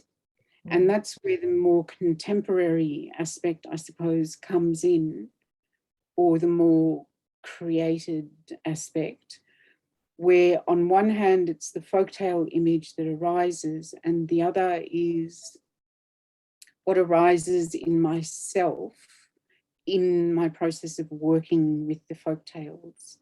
And that comes partially out of, I had a grandmother who was a prolific storyteller, and I grew up with stories, and they would just happen. You'd be sitting in the kitchen, or you'd be cooking a meal, or she'd be knitting or doing something, and she'd just tumble out a story. So they were never separate from your daily experience. They were part of it, and they sort of wove through everything. And I think when I work with a story, there's a deep cellular memory of that experience there somewhere. So I read the traditional story, but then when I work it through to a point of being able to tell it, I go pretty deeply into my own experiences, and that blends the two. Thank you so much. Shivani, would you like to talk about the traditional aspect? Especially one of the questions was with regards to the element of songs in the stories. Were they composed? Did you draw on traditional material in your stories? Yeah, thank you. Thank you for that question. And I think one of the things that attracts me to folk tales, and when I'm working on a folk tale, is personally, my attempt is to keep them intact. Because I always feel that when I'm working on a folk tale, the kind of cultural, ecological, geographical elements it brings, they talk a lot about the times and about the place. For example, even in this story, the elements of weaving, the Cinderella or the Teji in this story is not identified by her clothes, but by the weave that is so inherent in the Assamese culture. The seeds of the pomegranate tree, the grackle, the tortoise, each of these species found very, very locally in that region. Now coming to the songs and the stories, unfortunately, I have not had the privilege of hearing this story from an oral storyteller belonging to that region. So I have got this story from my research through readings. And yes, there is an element of singing in A.K. Ramanujan's version, and also the movie also brings in little songs here and there. However, the language and the traditional, non-verbal traditional song that was not, which did not have a meaning, was derived from the local music and the ethnicity. So yes, so while the attempt is there, but like they always say, that teller will definitely add his or her perspectives. And I, like, in the end, I said that King and Teji lived happily ever after. That's not there in the written versions. And when I said that, I also meant to say, or maybe not, because it was the king's revenge. But what about Teji? Yeah. We don't know. Don't know, right? So this also, for me, brings out that ambiguity between how different people might have different approaches to a problem. But when, as a society, you decide a set of rules to live by, regarding adultery, regarding being mean to people, so then everybody has to go for them. So, yeah, so that's about, and these are things that attracts me to folk tales and that makes them contemporary for me, because, you know, this sense of justice, this sense of binding the society, this sense of following certain rules is something that's also prevalent and needed, not just today, but every time in a social setup. So, yeah. Yeah. And it's interesting when folk tales become part of the mainstream popular culture, they get reinterpreted in very specific ways as well, especially with, you know, when it arrives onto the cinematic experience, it kind of acquires a slightly different narrative flow. So thank you for bringing that. Just to go back to Iris, two questions, lots of interest in the sources. Again, Joseph's question is, did you begin with an Indigenous Australian or a Euro-Australian version? It's a very specific one. And Patricia Hayward has a linked question also, which is that she was struck by the parallels in Iris, your story, Iris, and Shakespeare's King Lear, which actually, yes, as I was listening to it, I was like, oh yeah, that brings a familiar kind of memory.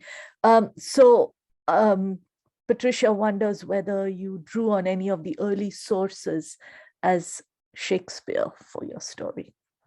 So, two questions about whether did you draw on Indigenous Australian or Euro-Australian versions, and the link with Shakespeare's story. Shakespeare actually borrowed a lot from traditional folk tales, and the folk tale, the Salt folk tale, is older than King Lear, would be my assertion. And to sort of knock Shakespeare or anything, but he did draw on a lot of folktale material in his work.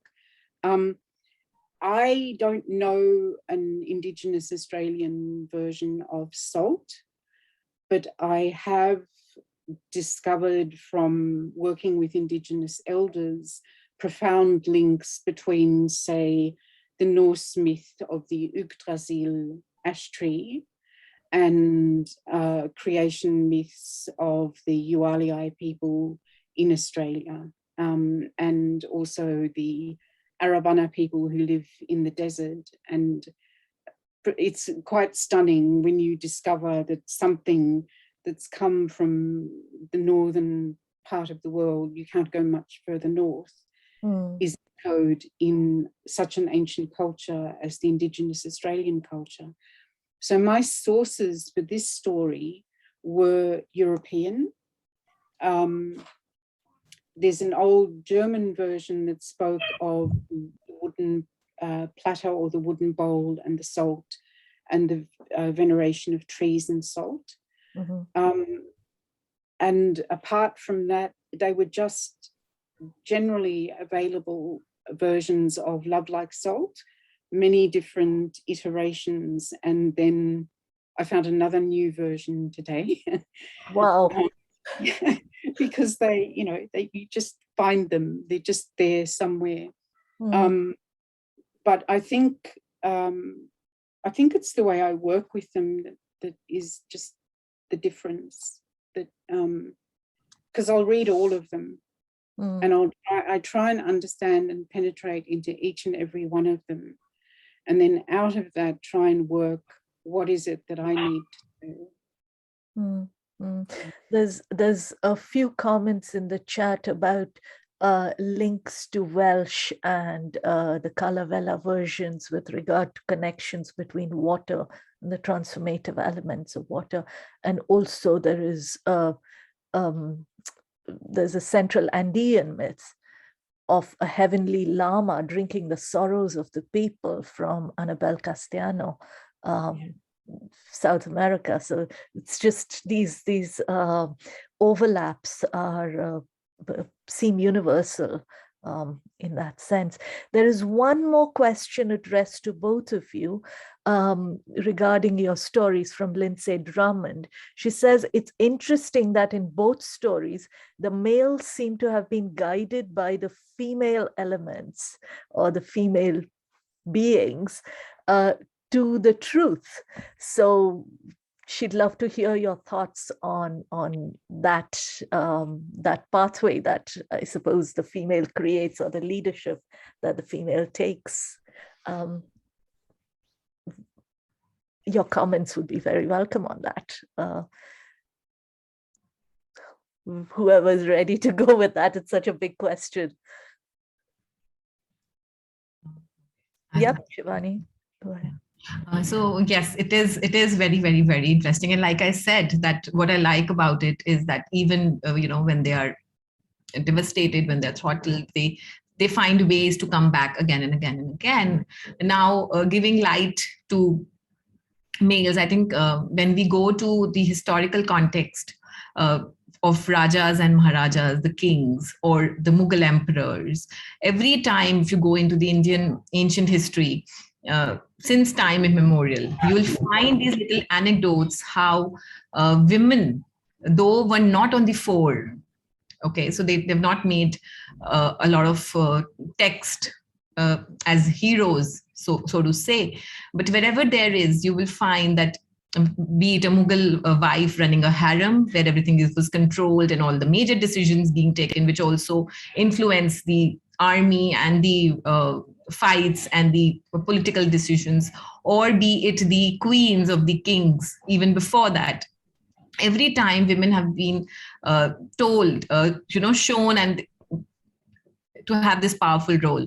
And as they say that, men only focused on certain aspects, but all the nitty-gritties around it were woven by the smartness and the acumen of the women around them. And this is again something that comes out beautifully. Like I said, even during the story, just like men, the king did not notice that it's not her wife until he was shown to be.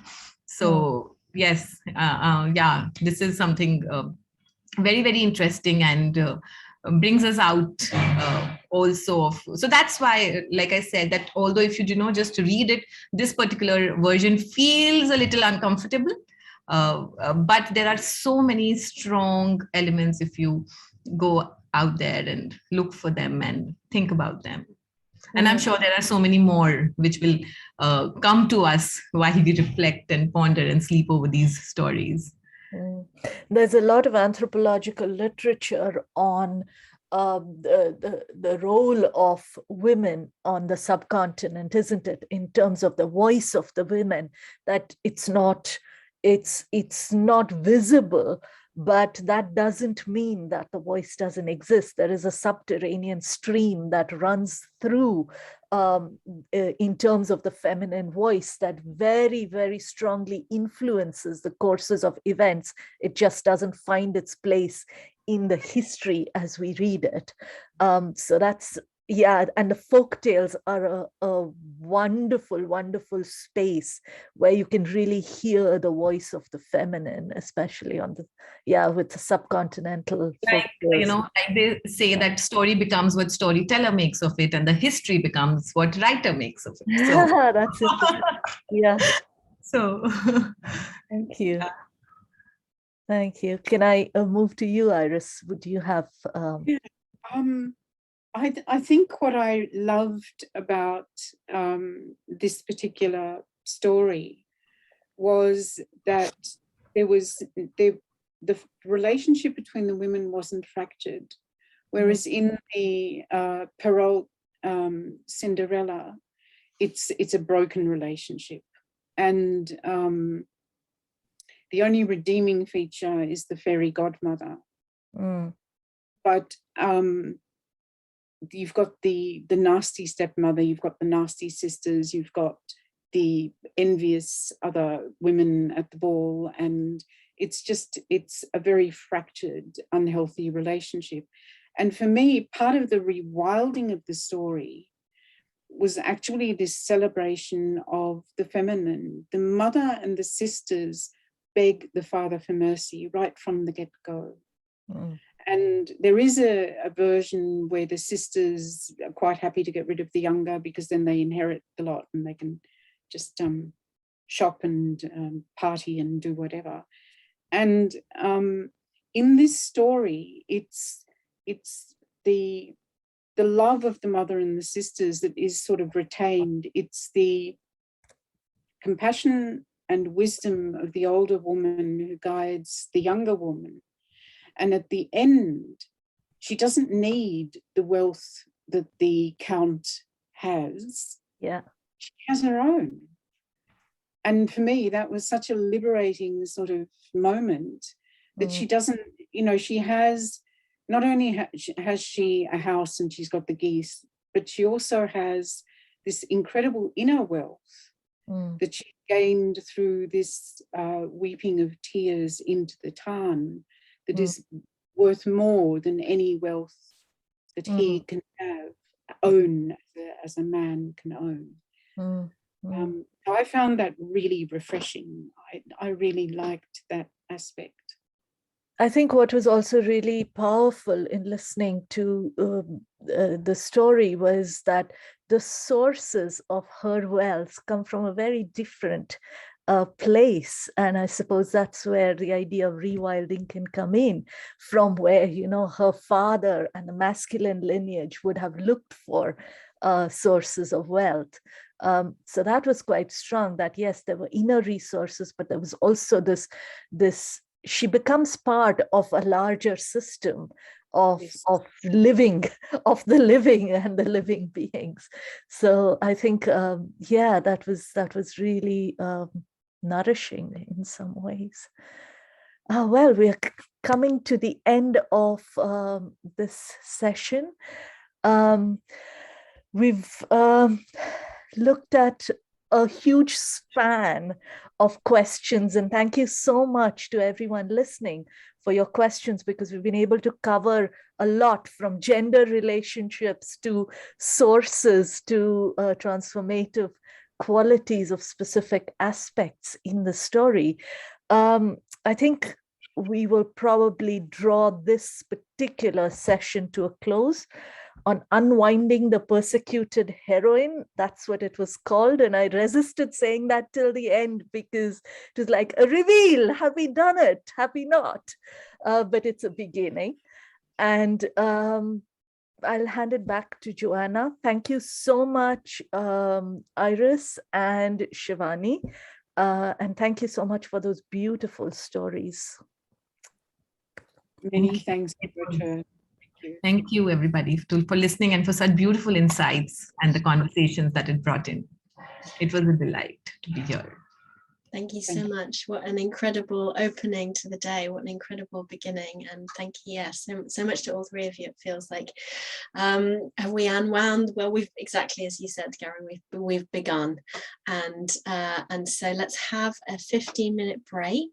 And next we have Zahra Asfah will be the next storyteller. I know that she's having some problems with her connections, so let's all send some story magic in her direction so that it will be a smooth sailing into the next story. So let's have a break, have some time, have some tea, and see you back here at 11:45, everybody. So moving over to Professor Emily Underwood-Lee, who will introduce our next speakers. Hello, hi everyone, and thanks Joanna for inviting me to do this. It's an absolute pleasure. What an amazing start we've had to the morning as well.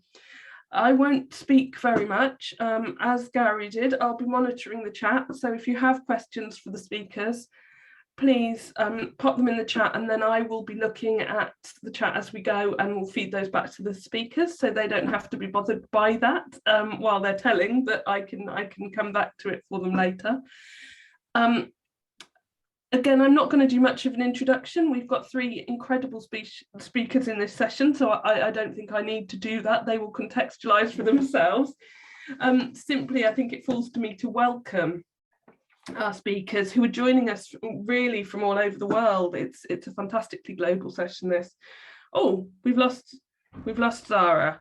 So I don't know if we might want to switch the order in this session. If Rebecca and Hend, you want to go first, and then Zahra, hopefully by the time, that will give her half an hour to sort out her internet connection. Is that okay with you both? We could. The only problem is that Hind in Gaza, her internet goes off and on at 2, so at 12 UK time. 2 p.m. more or less my time, yeah. Okay. So we could start and hopefully, Let's start and hope for the best, and this will be what it is. Hind, what do you think? Hind is okay? You think? I'm sure that the electricity will go off. But for how long? More or less now, like in 10 minutes or even less than 10 minutes. We've got Zahra back. Okay. Yeah, okay, great. Okay, so we'll go with Zahra first, and then we'll move over to Hend and Rebecca. So Zahra is joining us from Tehran, Hend from Palestine, and Rebecca from Spain. So as I say, a truly international panel, with all the joy that brings and all the technical issues that also might demonstrate. But let's just be grateful that at least we can be in a space together. I will simply at this point hand over to Zahra Attar, who's going to be starting our session with the first story. Hello, everybody. Thank you for your valuable attention. I have to tell you that I am facing a lot of unknown problems here with the internet, and I really hope that I stay connected.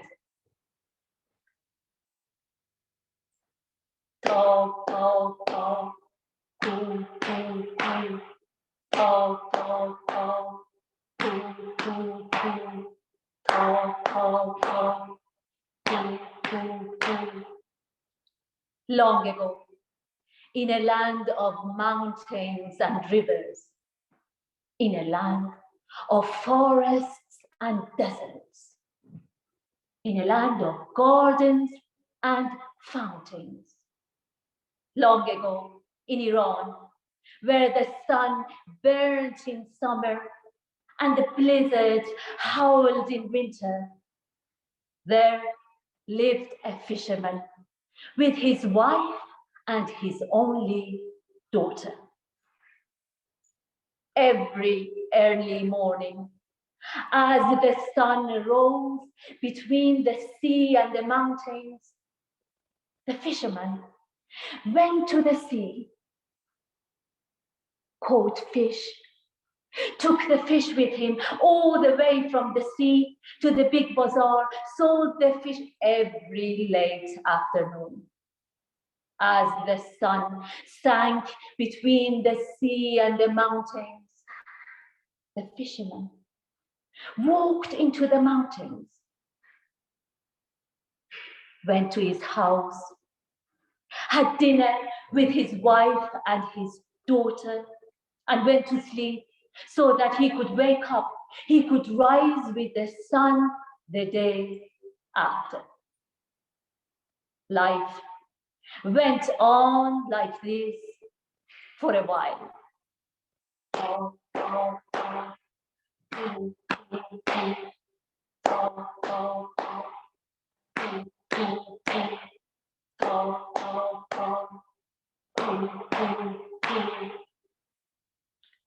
The fisherman's daughter was named Ma Sultan.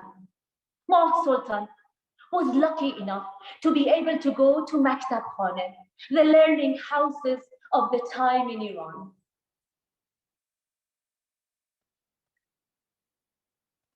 Mullah Baji, Ma Sultan's school teacher, who had lost her husband many years ago and lived with her only daughter.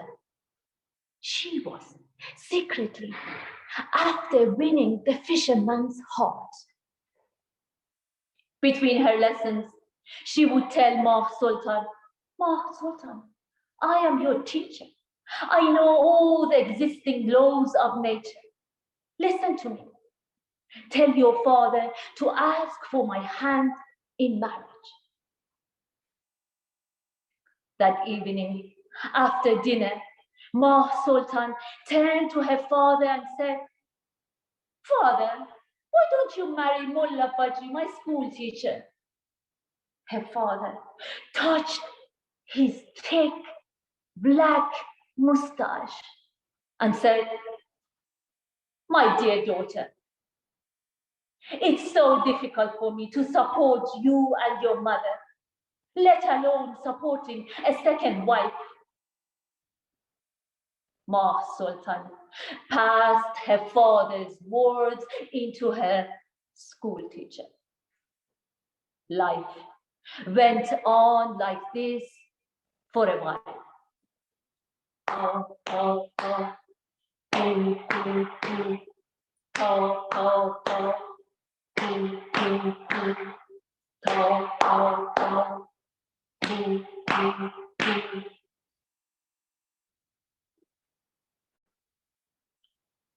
Another day, Mullah Baji, Ma Sultan's teacher, gave her a ball and told her, "Ma Sultan, I am your teacher.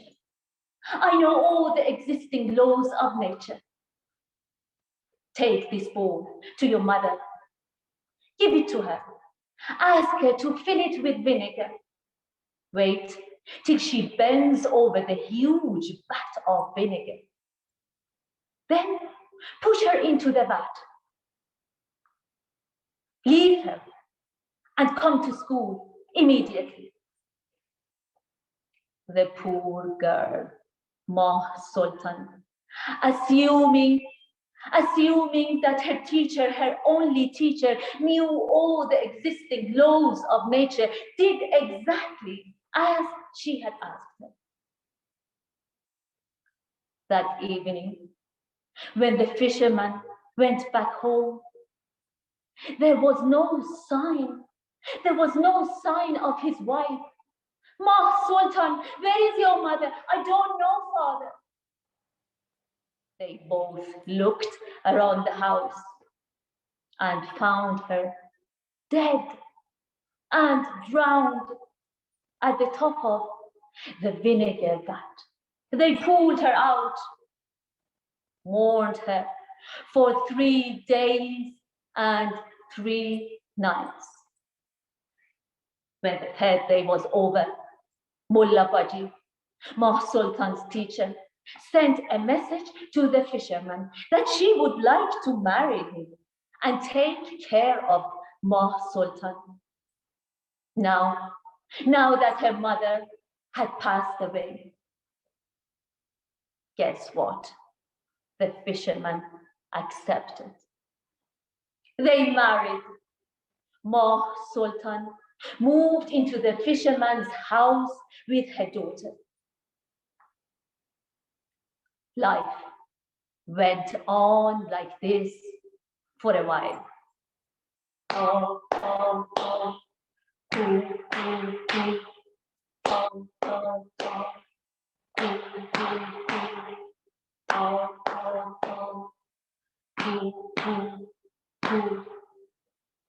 It took not even 14 days for Mullah Baji to begin treating Ma Sultan worse than a servant, asking her to wash the clothes, wipe the floors, fetch water from the well, milk the cows, feed the chickens, light up the candles, make yogurt, make rose water, weave a rug, collect the saffron seeds, store and dry the orange blossoms.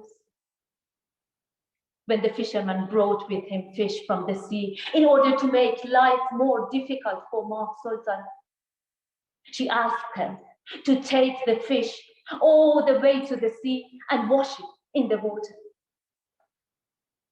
Life went on like this for a while.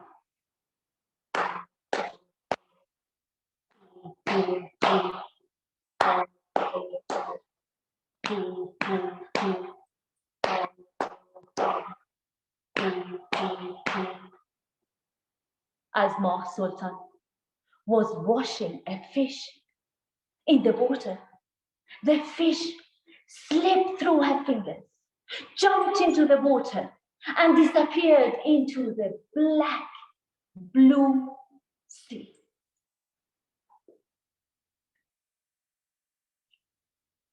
Ma Sultan began to cry, fearing her stepmother's anger. Her tears dropped one by one into the water. Suddenly, a big, beautiful blue fish appeared from between the waves. She threw a smaller fish towards her on the shore and said, "Do not cry, do not despair. From now on, I will be your mother." She fed her, comforted her, talked to her. La la la la, gule pune, gule zibo, ye babune. La la la la, gule pune, gule zibo, like a true mother. She told her, each time, from now on, when you come to the sea, call out my name. Say, Nane Mahi, mother fish. I will appear and make all your wishes come true. Every now and then, when Ma Sultan missed her mother, she would come to the sea and she would call out, Nane Mahi, mother fish, Nane Mahi, mother fish, Nane Mahi. Nane Mahi, mother fish always appeared and fulfilled all her wishes. She fed her body with the most delicious food and fruits. She fed her soul with the most daunting stories and tales. Life went on like this for a while.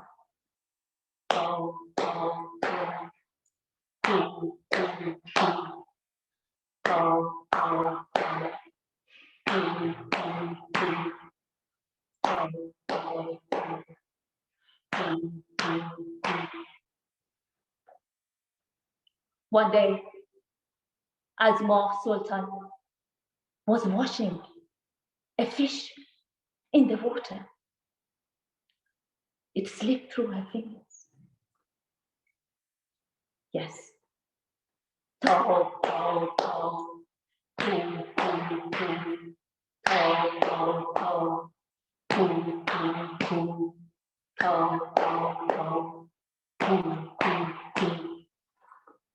Another day, Mullah Baji and her daughter were getting ready to go to a wedding in the village nearby.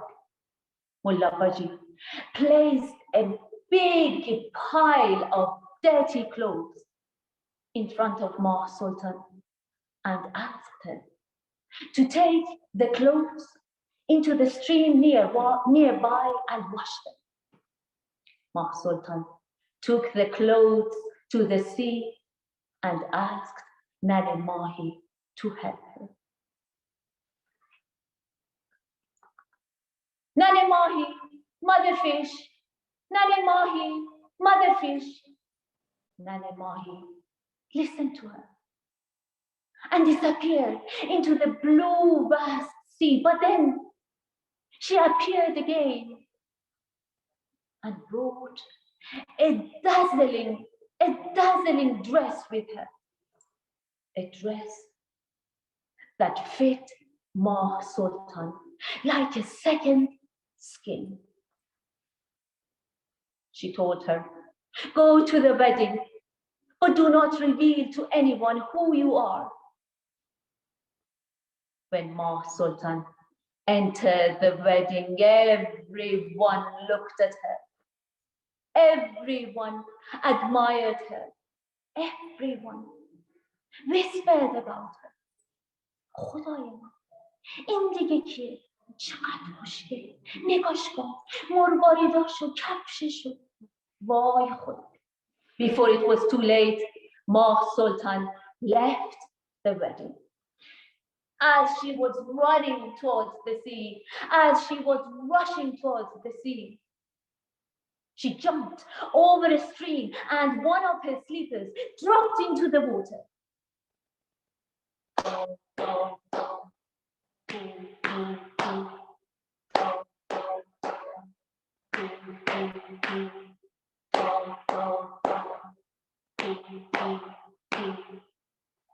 The slipper traveled in the water. On the way, it passed through 7 seas and 7 streams, 7 fields and 7 hills, 7 forests and 7 mountains, 7 rivers and 7 rocks, 7 caves and 7 castles, 7 cities and 7 fountains, till it reached the city of Isfahan.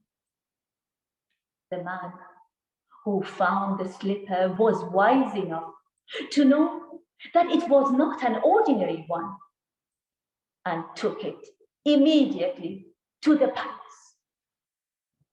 The slipper was brought to the attention of the king and the prince. When the prince set eyes on the slipper, he lost all his senses. He asked his father to send his men over the kingdom and to find the owner of the slipper. The king ordered one of his most trusted officers in search of the girl whose slipper had gone missing.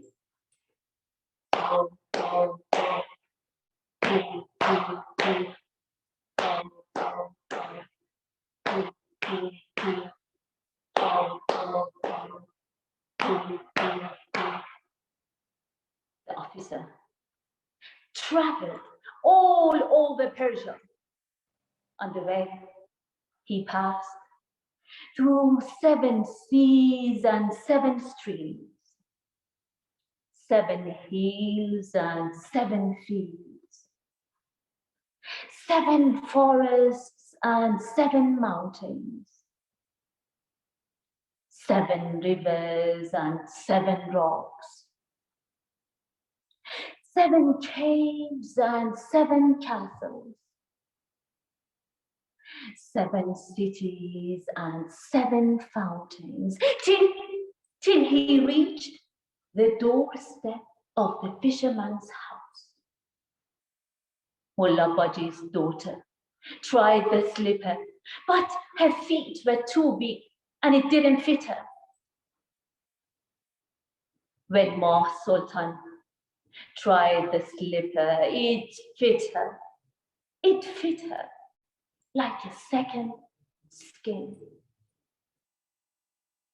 The officer looked at Ma Sultan and saw her like a precious jewel lost in the sand. When he was back in Isfahan, he revealed everything that he had seen to the king and the prince. In one moment, the prince fell in love with Ma Sultan and wished to marry her.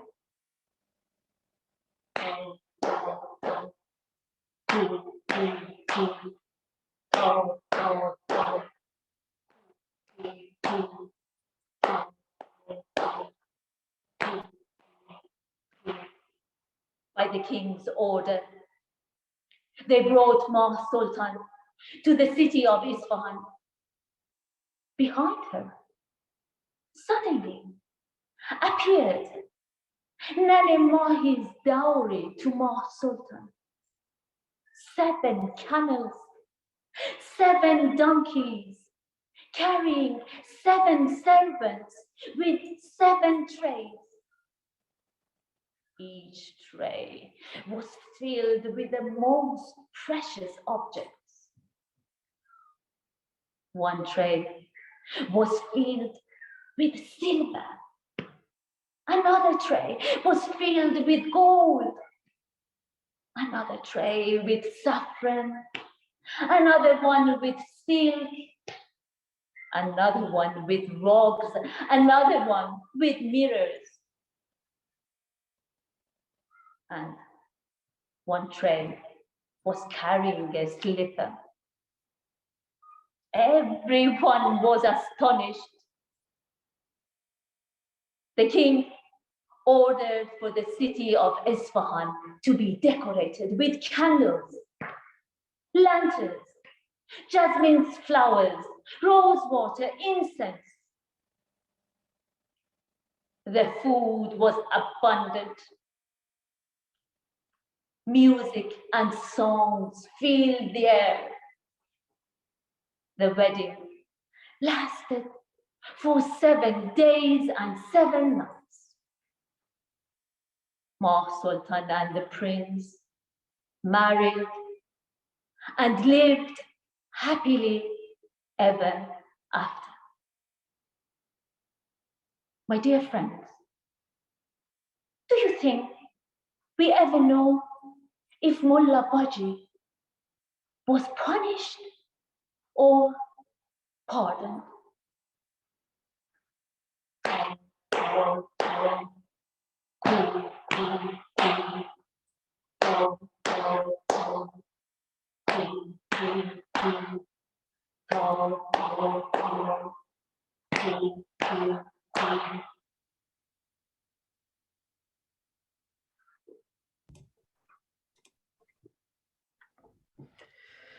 Zahra, thank you so much. What a beautiful telling, and so much resonant in there with the, for those of us that understand Cinderella from a whole range of traditions. Absolutely fascinating and wonderful.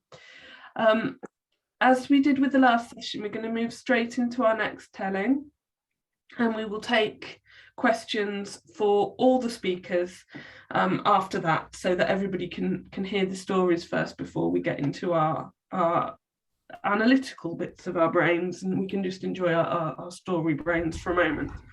So I shall, not that there's such a divide, that was just I shall hand straight over to Rebecca Lemaire and Hend Qattaa, and we will for our next telling.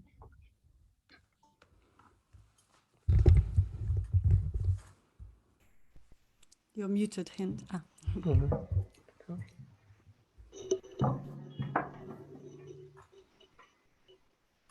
كان يا مكان في قديم الزمان وما يحلى الحكي إلا بذكر النبي عليه الصلاة والسلام.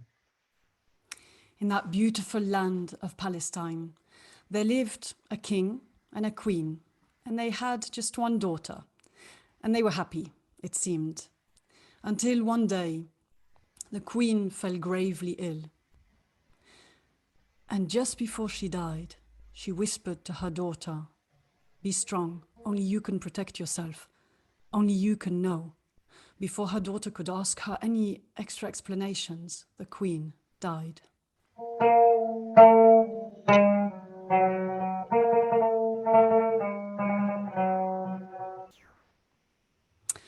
After the acceptable mourning period, the king decided he wanted to marry again. He looked here and there and everywhere, but in his eyes, no one was as beautiful as his queen had been, except for one day he noticed his daughter, who was now a young woman. نعم صحيح، بنته اللي من لحمه ودمه ضلت الفكرة معششة في مخه، ما بده يتزوج حدا تاني غير بنته.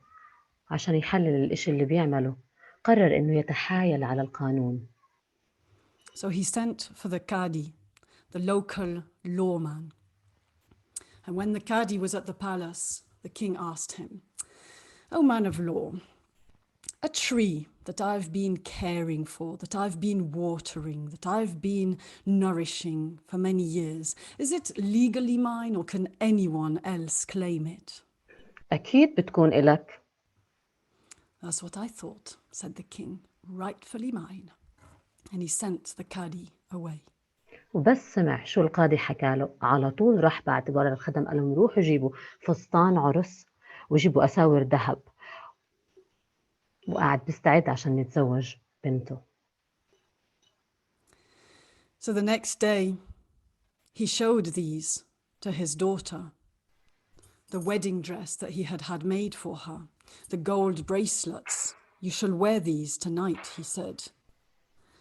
"But you are my father," pleaded the princess. "No longer now," he said. "Call me Ibn Ami, husband. Do as you're told." الأميرة المسكينة صارت متأكدة إنه أبوها بيحاول إنه يتزوجها، مش عارفة إيش تعمل، صارت تناجي وتدعي ربنا.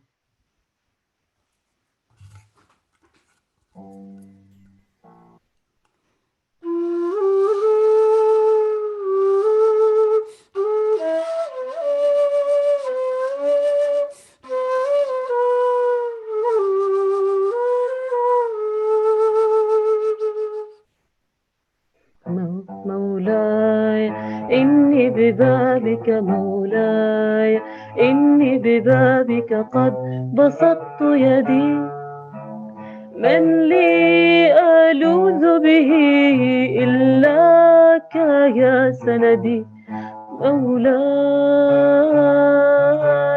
يا مولاي.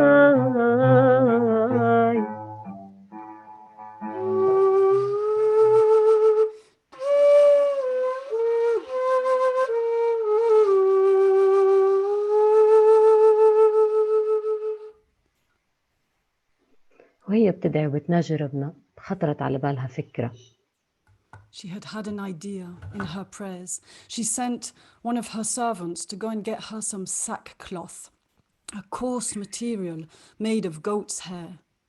And she started sewing herself in secret a suit made out of that sackcloth material that would cover her whole entire body, except for her mouth, her nostrils, and her eyes. She sewed every minute of the day while her father wasn't watching. By evening time, it was finished. She hid the sackcloth suit by one of the back doors of the palace. And soon she heard her father telling her to get ready. وتلبس فستان العرس والأساور الذهب وحكى لها إنه بيستناها بغرفة النوم الملكية. Dressed in her bridal dress with her jewelry, she pushed open the door of her father's chambers. He was there waiting for her. "I need to go to the outhouse," she suddenly said. The toilets, even in palaces, were outside in the past. بس أنا شو يضمني إنك ما تهربي؟ "No, I won't escape," she said, "but if it can reassure you, I have this very long string, and I can tie one end on my wrist, and you can hold the other side, and you can tug at it, and you'll know I'm still here."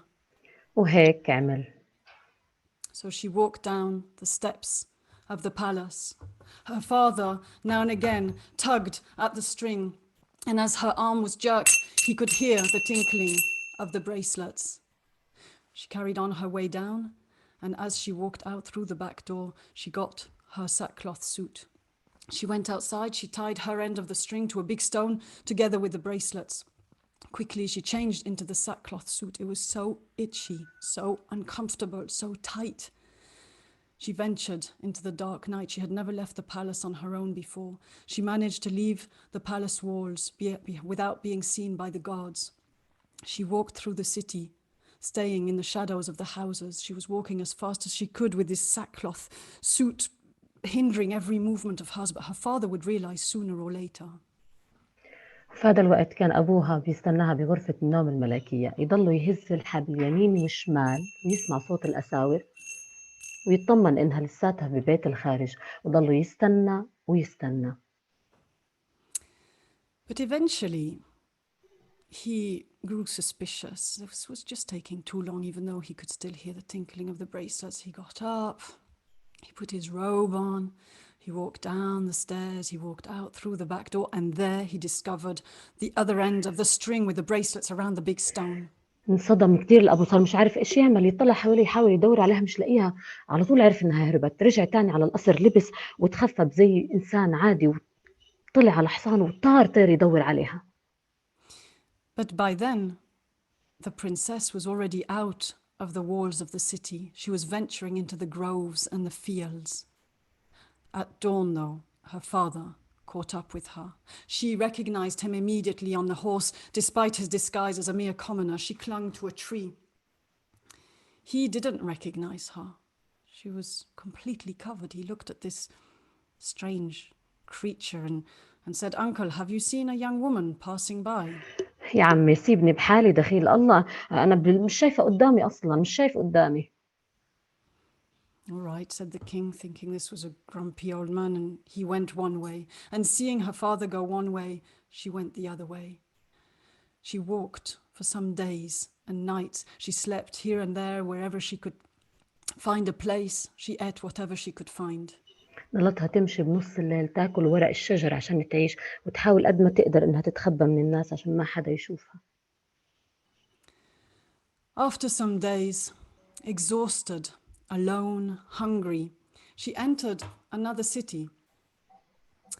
She found the palace walls, and she went and crouched by a little door which she guessed gave onto the kitchens. She was hoping for some scraps of food. وبعد شوية شافت الخدم أجوا ورموا أكل برا. من حد ما شافت الأكل ما صدقتش عينيها، أخيرا بدها تاكل أكل عادي، وعلى طول راحت هجمت على الأكل وصارت تاكل بشراهة. And the servant, seeing her eat the leftovers like that she had just thrown out, she ran back into the kitchens and she called to the head cook, "Mistress, mistress, there's the weirdest sight outside. This strange creature is eating our leftovers like an animal." روحي ناديله نشوفوا إيش بده يقول.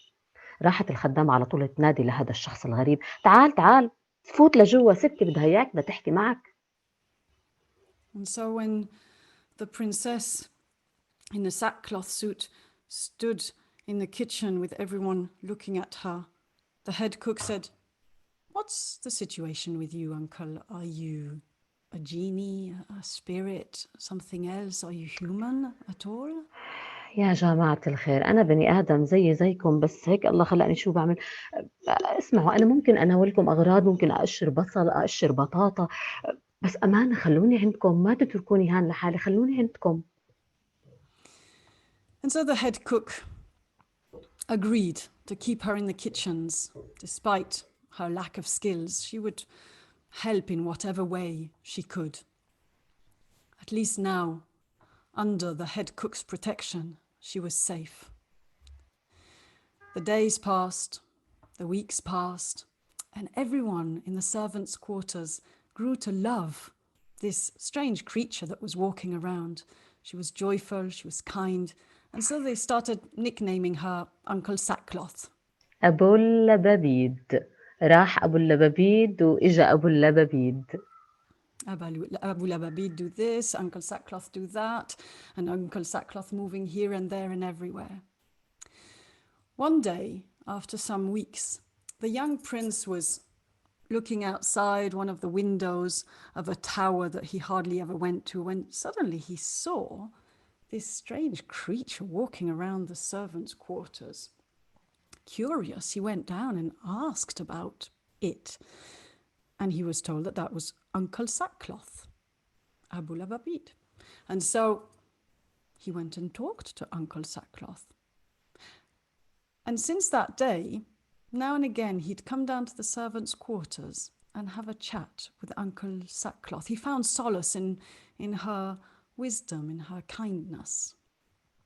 Time passed, and Uncle Sackcloth became friends with the seamstress who had her workshop there in the servants' quarters. And she started taking some scraps of material, beautiful silk, and she started sewing herself some dresses, one and then another in secret. She dreamt that one day she would be able to wear them, that she'd be able to be a princess once again. وفي يوم من هالأيام إجا هالمرسول للقصر بيدعي الجميع لعرس كتير كبير في الحفل في المدينة، وكان الكل مبسوط، الكل متحمس بده يروح على العرس يتفرج على الحفلة. Yes, a wedding.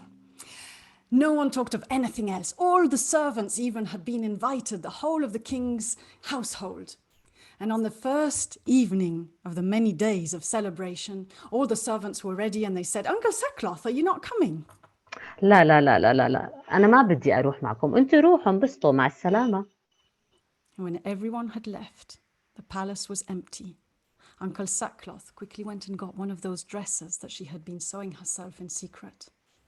And she changed into it. The silk against her skin, the freedom of movement. She quickly slipped out of the empty palace and she found the place where the women were celebrating. وهناك بحفلة تعليق الإجهاز دخلت بهالفستان بهالمجوهرات، تألقت وضوت المكان بجمالها ورشقتها وقعدت تغني وترقص. ميلي ميلي ميلي يا شجرة السريس، ميلي ميلي يا حاملي سريس، ميلي ميلي يا محمد هالعريس، ميلي ميلي ميت اسم الله عليك. And having danced her soul at the party, she quickly slipped out, made her way back to the palace, changed back into the sackcloth suit and went to sleep by the fireplace. When the servants got home late at night, they woke her up immediately. آخ يا أبو اللبابيد، لو إنك إجت معنا راح عليك هالعرس. You should have seen her. Princess for sure, so noble, so free, so beautiful. The next evening, the second evening of the celebrations, the same thing happened. وزي ما عملت في الليلة اللي قبل، عملت كمان هاي الليلة، لبست هالفستان ولبست هالمجوهرات وراحت على العرس وضوت المكان بجمالها ورشقتها. ميلي ميلي يا شجرة السريز، ميلي ميلي يا حاملي سريز، ميلي ميلي يا محمد هالعريس، ميلي ميلي ميت اسم الله عليه. And then she disappeared. Yeah. And now she was the talk of the palace. Everyone was talking about her. Even the young prince heard about her. حتى الأمير صار بده يعرف مين هاي. But the only way he could meet her was to join the women's celebration. But he was a man. And so, with the help of his mother, he disguised himself as a woman. وهناك بالحفلة طبعا التقى بالأميرة المتخفية وتحدثوا مع بعض ورقصوا مع بعض وانبسطوا كتير، صاروا أصدقاء. And that evening, at this women's celebration, they met as two women. They laughed, they became friends, they danced, mealy, mealy. They laughed some more, they talked some more. And then suddenly, when the young prince looked one way, the mysterious princess disappeared. وقع الأمير في حب هاي البنت الغريبة، بده يروح يشوف مين هي هاي. His heart in the firm grip of love. He had to know who she was. And so on the fourth night of the celebrations, he didn't join the men's celebration. He didn't join the women's celebration. He went and waited outside the women's party place. Soon, the mysterious princess slipped out and he followed her back to the palace, his father's palace. He followed her back to the servants' quarters. He followed her back to the kitchen and he discovered her secret. She is Uncle Sackcloth. أبو اللبابيد. The prince told no one and went to sleep. The next morning, the prince declared to the servants that he would have his food served to him by no one else apart from Uncle Sackcloth. وبناء على طلب الأمير راحت رئيسة الطباخين قالت لأبو اللبابيد اسمع من هان ورايح أنت اللي راح تقدم الأكل. بس أمانة خلي اعفيني من هاي المهمة، أنا ما بعرف أعمل إشي تاني غير إني أشرب بس بصل وبطاطا، بس اعفيني من هاي المهمة. Orders from the prince, said the head cook. You're just going to have to do it, Uncle Sackcloth. And so the servants, they prepared the meal, they put it on a tray, they gave it to Uncle Sackcloth. Off you go, said the head cook. And so Uncle Sackcloth started walking up the stairs with the tray. And when she was halfway up, having limped all the way, she pretended to slip and dropped the tray that tumbled down the stairs. Alerted by the noise, the prince came out of his chambers. He stood on the top of the stairs and he said, Abu Lababid, well, you're just going to have to try again. الله يخليك يا مولاي، شوف شو عملت، بهدلت الدنيا، اعفيني من هاي المهمة، الله يخليك. I shall have my food from no one else, he said. You're just going to have to bring as many trays as necessary and drop them as many times as necessary until you make it up the stairs. وفعلا أبو اللبابيد مسكت هالصينية بإيدها اليمين وصينية تانية بإيدها الشمال وتطلع على الدرج، تطلع وتنزل تاني، تطلع وتوقع مرة تانية. Well, both of them were trying not to burst out laughing. There were people watching. Eventually, she got to the top of the stairs and she went into his chambers with the platter of food. تعال يا أبو اللبابيد، كل معي، تعال كل معي، اقعد. بس أنا شكلي مبهدل، لا مش هقدر آكل معك، لا اعفيني معلش. No, I can't eat with you, she said. Look at me, I must go now. And as she was stepping out of his chambers, he suddenly said, I know who you are. Or rather, who you're not. She stopped. She looked at him. Please, come, he said. Tell me, who are you? So she went in, and she sat with the prince. And her eyes lowered. She told him her whole story and why she was wearing the sackcloth suit. And he told her his secret from the wedding. إن هو كان صديقتها اللي بالحفلة. أنت؟ حكت الأميرة. You were my friend at the wedding? She asked. أنا. And so, sitting there with the prince, she looked at him. She looked down at her body in this tight sackcloth suit. And she said, I'm ready to take this off now. يلا شيلي كيس هاللباد عنك، كوني أنت زي ما أنت. Yes, be yourself, he said. كوني حرة. Be free. And so together, with the help of his knife, they ripped through that sackcloth and removed it. ميلي ميلي يا شجرة التفاح، ميلي ميلي يا حاملي تفاح، ميلي ميلي يا محمد هالفلاح، ميلي ميلي ميت اسم الله عليه.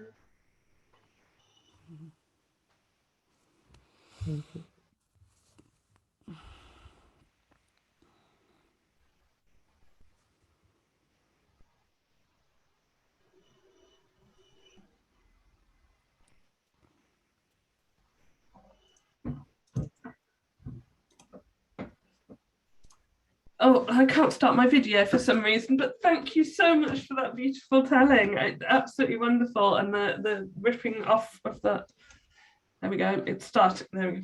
The ripping off of the sackcloth is an extraordinary moment there.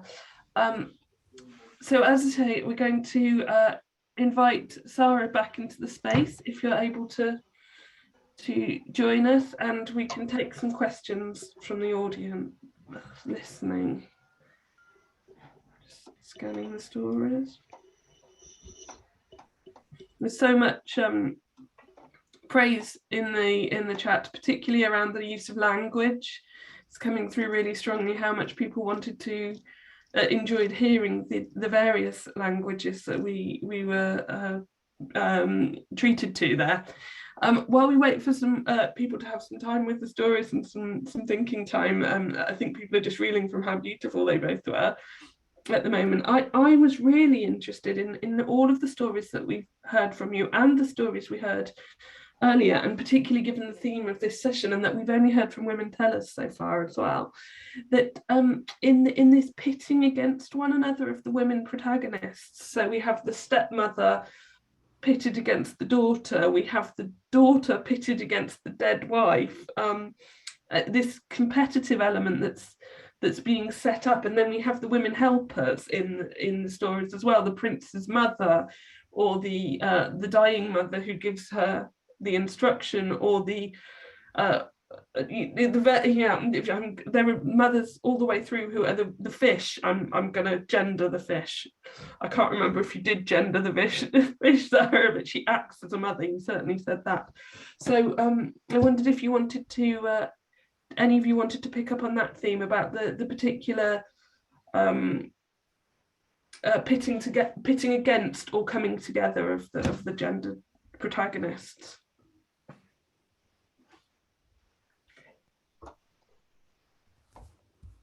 Actually, in our story, it wasn't there, and we added the advice from the mother. Oh, that's fascinating. Because we felt that it couldn't have just happened. And in some other versions, like the French one and I can't remember if the Egyptian one, but the mother actually says, please don't marry anyone less beautiful than me. And it kind of, we kind of talked about it, and we added that element. We felt that she needed some kind of... she needs to be aware of the environment around her. And her mother just kind of reassures her, like, if you feel something wrong, just rebel against it. And also it came from the fact that in Palestine, Hend can tell us, traditionally it was old women telling these stories, and so we felt that there was a very clear message to young women and to young men that this is not okay, and that you can escape even though the father in the patriarchal society owns you, but that is the limit, and so you can actually escape. So we felt if the old women are telling these stories in Palestine, then we kind of put that into the story in some way. Yeah. Mm-hmm.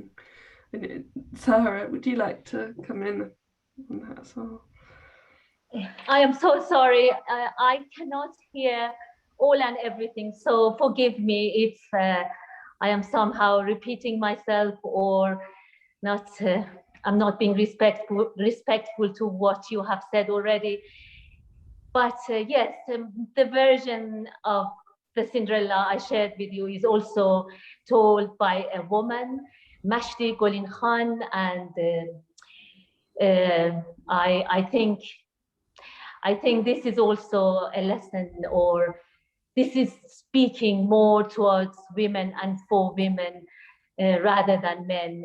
And the only male character here, we don't even know his name, even though the story begins with a fisherman, but he vanishes in the background. And the same with the prince. We don't even know the name of the prince. It's all about Mah Sultan, Mulla Baji, Nane Mahi. They're all female characters throughout the story. It's really striking to me, and I'm thinking about some of the work that Shona Lee's done on the Jewish tradition as well, where the men were the keepers of the written text and the women were the keepers of the oral text, which strikes me again in all your stories, the passed on wisdom. We have a question from Joanna, who says she'd love to hear more about the experience of preparing the stories. And you've started to touch on this certainly already, in that you added elements to the story. But yeah, in terms of researching and then preparing them for performance, particularly, and both of the tales were really strikingly told, and the use of music and rhythm and repetition was really strong in both of them. So yeah, maybe we could put that to Zahra first. I have added the lullaby songs to the story myself. So that hasn't come from the source that I've collected the story from. And then also the top, coop, coop, coop. Again, that has been added by my own source of inspiration. And that is actually, that's the sound of women weaving carpets. And they shared a lot of stories together whilst weaving. And that's when they put the metal, when the metal touched the fabric, it made similar sounds and like ta, ta, coo, coo. So again, this was added by myself. And but then hearing this story from my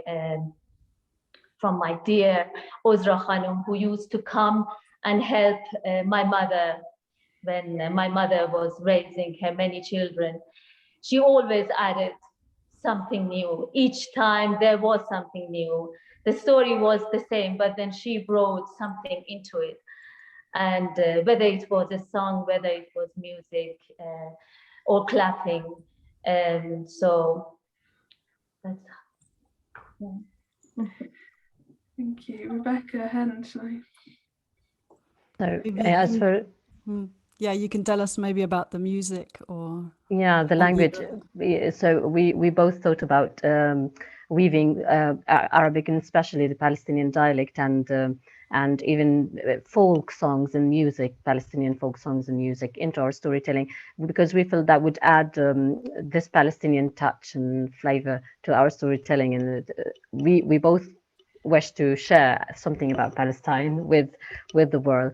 So what is interesting about the language used, the Palestinian dialect, it's actually, this story, Sackcloth, was told by an old woman living in a village. And so the dialect used here is the dialect of villagers. And what is unique about this dialect, it's simple.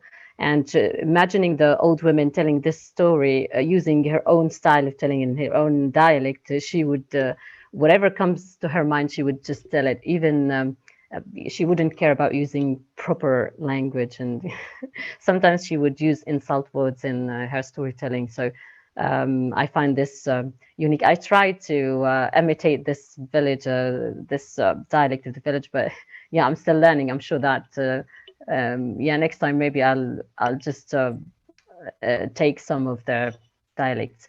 And as for the songs, we chose the song that most related to weddings, especially in the past, and Mili Mili is so common. So, you know, it's a wedding song, so and a Palestinian wedding song. And then there were a few things in the version that we took, the main version. Yeah, so for the changes. Okay, so as for the changes, actually we tried as much as we could to keep close to the Palestinian version of Sackcloth, because we felt responsible to deliver it just as it is. But we were happy to make a few changes, and especially me, because I felt I was kind of agreeing to rebel against the situation of women here in Gaza.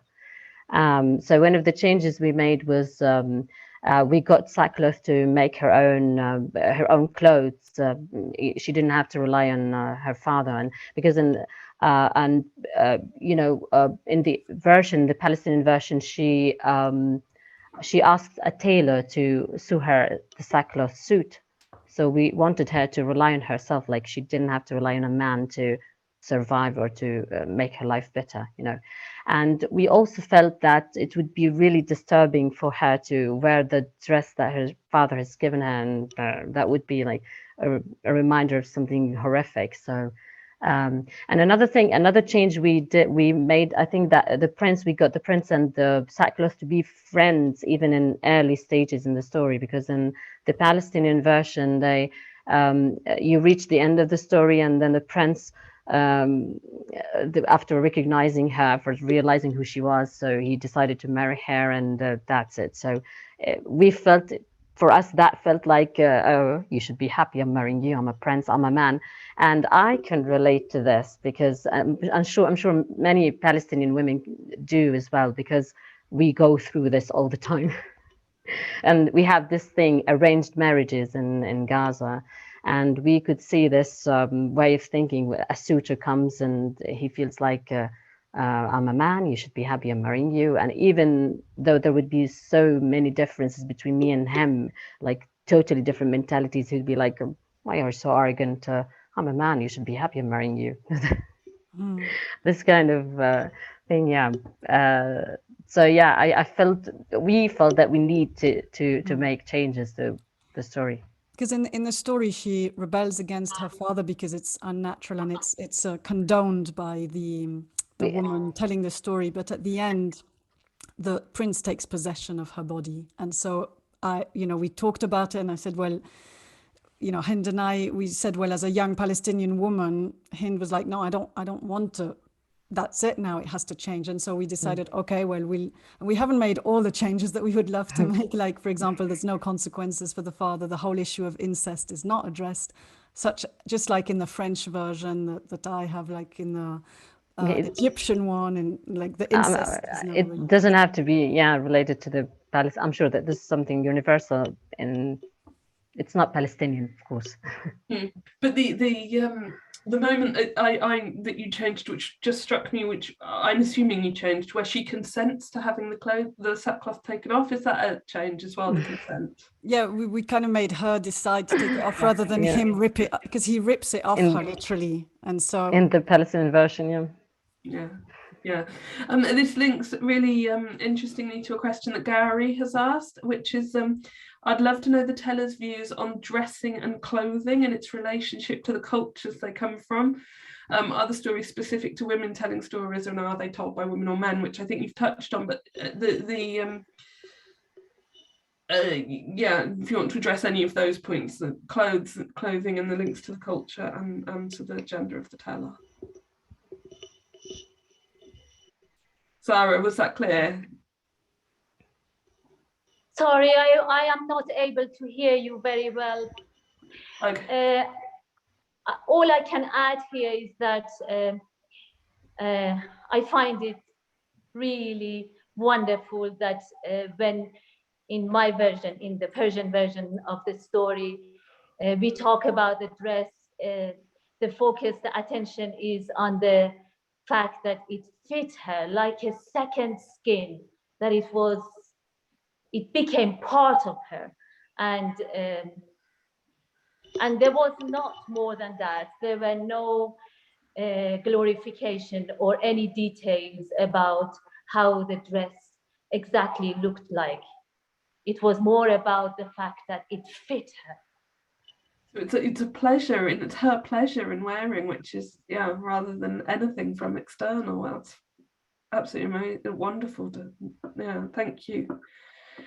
Rebecca, Hend, would you like to come in about clothing again? Features, well, obviously, is the focus of the story.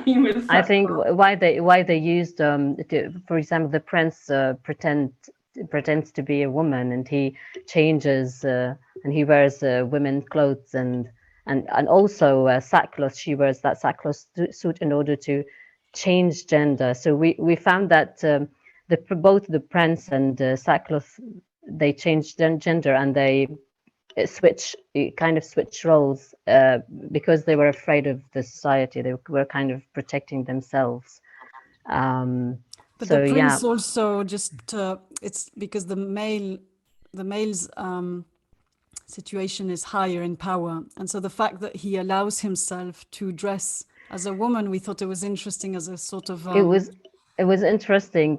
Well, at first, when we had this early discussion, I was like, a man is supporting a woman, is taking a step forward to recognizing her rights.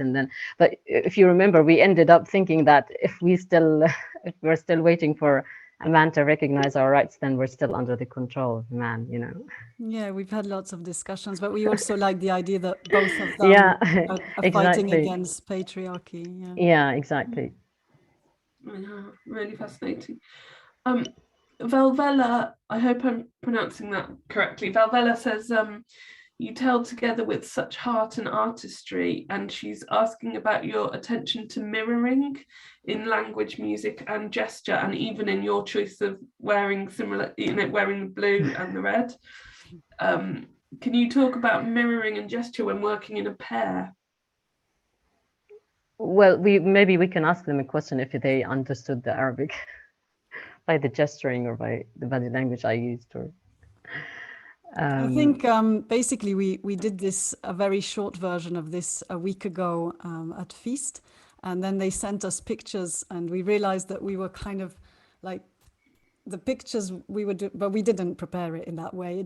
We've been working now for 2-3 years together, and something seems to happen when we work together. And I mean, sometimes Hind's video freezes for like 30 minutes because of her internet. She doesn't understand. And I just have to go with it. But yeah, I think the mirroring, we're not specifically doing it on purpose. It just seems to kind of, I mean, the clothes, obviously we chose the colors, but not the gestures. Yeah. Maybe as for the audience, maybe they were happy to see the, I'm not sure if the Arabic is not your language, so maybe you understood. Arabic isn't my language at all. I have none. Not a word. Yeah, I know, but maybe my body language. I wish. I mean, I hope it helped you understand. Yes, absolutely. I can't speak for the whole audience, but certainly for me, it was really beautiful to hear in the language that the story would be originally told, and very easy to follow. And the way that you picked up moments, although the words may not have been something I could understand, I could absolutely follow the narrative and hear in the way that you spoke the words something as well. In the intonation in your voice it goes beyond the language for me.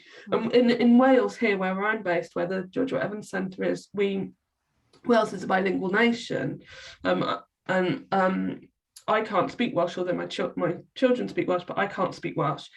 And but we're used to hearing things bilingually all the time in Wales, and even when I can't understand the language, because I can't, you can feel it. Yeah. You can feel it, exactly. Yeah, and I don't know if other members of the audience want to comment on that. I will.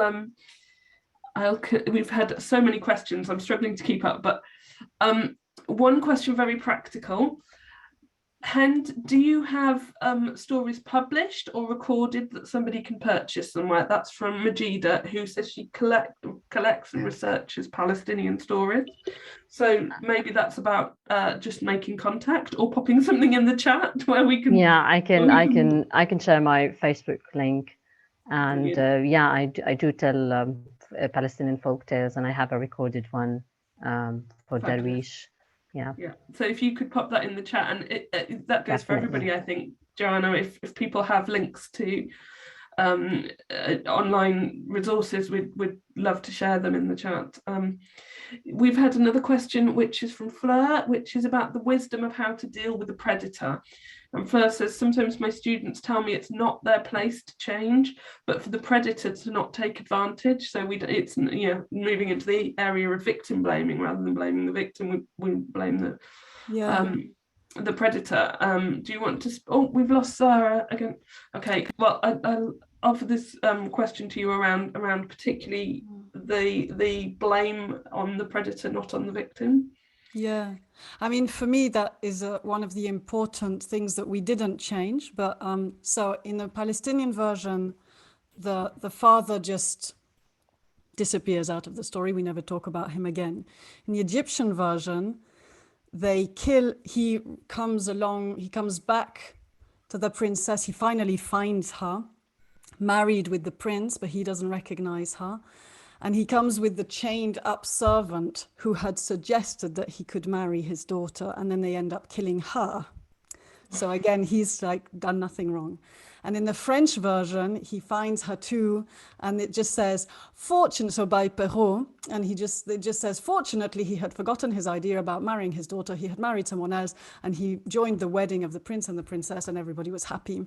And so for me, I worked with somebody who worked with reconciliation between the Basque État, with the reconciliation between victims and perpetrators. And the idea was that you need truth which came out in this story, and then justice, some kind of consequence that the king should be exiled, or that something should be said about him and his actions, which we didn't add or we didn't change, and we just left it as it was. But it would be something for discussing, I think. I mean, her success in life, and with her being able to move on in her life, this is a kind of response to. Yeah, and then the healing, we kind of did it to a certain extent, in the sense that we got her and the prince to be friends as women, as somebody put in the chat, which we liked. That there was no kind of, at that point they were just two women, although he knew he was kind of deceitful to a certain extent in that point. So we had the healing to a certain extent, we had the truth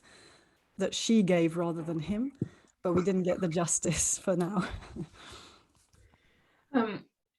Iris has put, welcome back, Zahra. Sorry, you're having so many problems with internet, it's difficult, isn't it? Iris has said she finds it very telling that the story told by Hend and Rebecca is found in so many cultures, always with the emphasis on the daughter's woman's right to protect herself against transgression. And I think this comes in the story with the fish will grant your wishes, the protective aid in many of the stories we're considering today. We have this young woman who needs to protect herself, who needs to find defense, and we have a choice to tell her as defending or her as having a magical helper, or but I don't know. Oh, we've lost Zahra again. I don't know if you'd like to speak to that element, the protection and the in the story. I mean, certainly in the story you told, she has absolute autonomy in her protection. She didn't have to rely on anybody. Yeah, she. Yeah, it'd be interesting for Zahra to talk about the fish as the perhaps reincarnated mother. But Zahra, I can see that you're here, but we can't see you. Can you hear us? No. Okay. Well, maybe one more thing in our story about protection is that we thought it was interesting that when she joins the palace as king, even though they call her in the story in English, it's sometimes, I mean, Hind translated it as weirdo, and in English it says freak, but then they still take her in and they still call her uncle, which is kind of a mark of respect, and so Hind was saying, well, that's Palestinian hospitality. And I wonder, it's kind of interesting because she's this weird freak that they hardly know if she's a human even, and yet they take her in and she's safe under the protection of the head cook. And I thought that was kind of something that's different from the Cinderella that we know, where she's sort of persecuted by everyone. Here it's really just the father. Mm-hmm. Zahra, would you like to speak about the helper, the fish character, and the main characters? It comes back to resilience, perhaps the main character's resilience and autonomy, and then the help that she receives from the fish.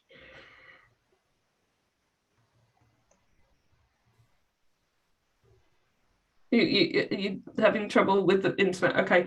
Well, I think it would be, Zahra, as we're having trouble hearing from you, perhaps if you can add your contact details to the chat as well, then we can do these conversations by email or find other ways to link up as well, because I know there are a lot of questions for you here.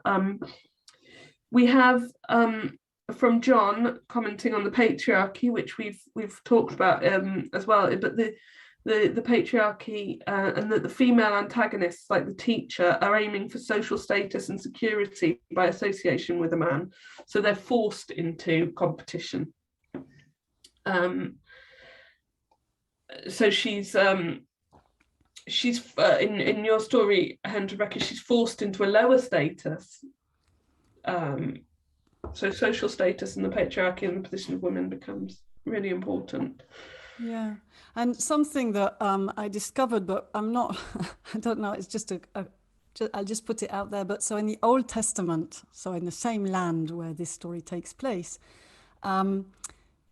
people would wear sackcloth, and they wouldn't cover their face, but they would wear sackcloth for grieving, for mourning, for shame, and for just that kind of, for sin sometimes, so for repentance. And so I thought that was really interesting, that because in the Egyptian version she wears leather, and I just thought it was interesting, this sackcloth that is related to all of that. So in some ways she was mourning her childhood, her mother, but then this disguise also gave her the power, because at least she didn't look like a woman, which couldn't have allowed her to escape her father's house. She could only be in her father's house or in her husband's house, but in a way it did give her power at the same time to be able to transition and to save herself. And yeah, there's so much to unpack. I mean, it's still a bit of a mystery for us, but. So, Fleur has asked, she'd like to know more about how you work with the traditional storytellers and how stories can be passed on to the next generation. Particularly, she works with young people who are hungry for stories. Hend, do you want to talk about that? So we, as we mentioned before, that the Sackcloth was told by old women, if we just in the family, but she meant as a teacher, if she wants to pass on stories to different generation, or in general how stories are passed on. So we got this version from a book called Speak Bird, Speak Again, and we had a conversation with one of the collectors, the anthropologist who collected this story. And so he was he told us about it. So traditionally how stories are passed on. Yeah. So, well, for as we said, this Sackcloth was told by an old woman and living in a village. So if we just travel back in time, in a Palestinian family in a village, you would see there the husband and wife and grandparents and children, kids around. So let's imagine the evening time there inside that house where a man the father would take his 14-year-old sons, and all those 14-year-old sons and above, he would take them with him out to meet the men, just to go to the men's circle. And why the father took his sons who were 14 years old and above is that at that time, a boy who was 14 years old was considered as a man, and he would be treated as a man. So the father would take his sons out, and the women were not allowed to go out in the evening. So they would stay with their kids in the house, and they would gather the kids around and tell them stories. So it's interesting that this story in particular, Sackcloth, and many other versions and many other types of stories, they were told to kids. So women used to use these storytelling as a way of parenting and teaching kids and warning them, and yeah. So it's becoming a morality as well in the story you told. It's coming back the wisdom, yeah, exactly. And the young boys would have been exposed to that too, which I find interesting, because in that book all of them are kind of social commentaries, and so it's nice to know that I mean, that used to be, I think now Hind wasn't even, like, she didn't grow up with that, and there's more TV, but it was nice to think that the women were able to give their message to all the women and the boys until they were 14, until they were men, and then they'd go to the men's side. So for me, that it feels like, wow, it's a shame that that's gone. Yeah. And it's surprisingly enough, women used to tell stories here in Palestine, by the way, not men. Yeah. Women In this way, using this way, like in inside the house. So the house is not, I'm not sure if I think that other cultures, men would be the storytellers, not necessarily. Yeah, and I think we could all speak to different positions on that, couldn't we? And there's a tradition of women, as Zahra mentioned, with the weaving and in women's spaces with storytelling, isn't there? It's very rich in many cultures. And just another thing, because I saw the question from Joanna, and now Velvola, thanks, you put the link to the book, and basically that book was banned when it came out by Hamas because of the language that was used by these women, and it was kind of going against social conventions, and they said that it was because of the language that they banned it. So well, it has in South worlds, yeah. There's a question here from Helen, who's asking, does the princess get to wear the prince's woman clothing? Maybe it's not answered in the story, but perhaps you can give your take on that. You mean for another wedding, or for after Once she's ripped off her sackcloth, I think. Yeah, it's very mysterious, because then it's like, is she naked? Which symbolically, metaphorically, why would she want his dresses? Maybe she can make her another one of her own. I don't know. We just finished very open. So if I, the end of the version told in the West Bank was basically, he says, you must take this thing off. How long have we been searching, wondering who the girl was that came to the wedding? And all this time you've been living under my own roof. He made her remove the sackcloth coat and called his mother. They sent for the Qadi and wrote up their marriage contract. He married her on the spot, you know. Yeah, and so basically it's kind of, but then it does say, maybe you can say it to us in Arabic, Hend, and this is my tale, I've told it, and in your hands I leave it. So we felt like we can kind of, but yeah, we wanted to leave it open. We didn't say they got married. We just left her naked with like them. We felt like, let's just have them with the naked truth. And yeah, oh, Zahra's back. Maybe she would like to say something. Yes, hi. I'm so sorry. Yes, I think I am behind. So I can just tell a few words about the tradition of keeping storytelling alive. And I think one main important part of storytelling is the act of listening to stories. And I think this is very essential for the younger generation to be able to hold their attention there and to be able to bring their emotions, their intellect, their imagination all together there and then happening. And I think if we become able to give life to this part of storytelling and pass that to the younger generation, perhaps we are gaining, we are passing this valuable seeds in our hands to the next generation. For me, it's a lot of it circles around the notion of keeping our attention there and keeping the attention of our younger generation there with the stories. There's something really interesting in that about attention, in that the stories require a different kind of attention.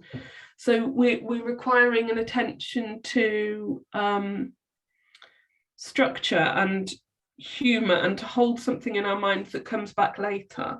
So could you expand a bit on when you talk about that? It's not just, there's a listening to a bedtime story, I'm thinking, where actually the story can be lost. It's the act of hearing a voice and the intimacy of hearing a voice when you tell to children.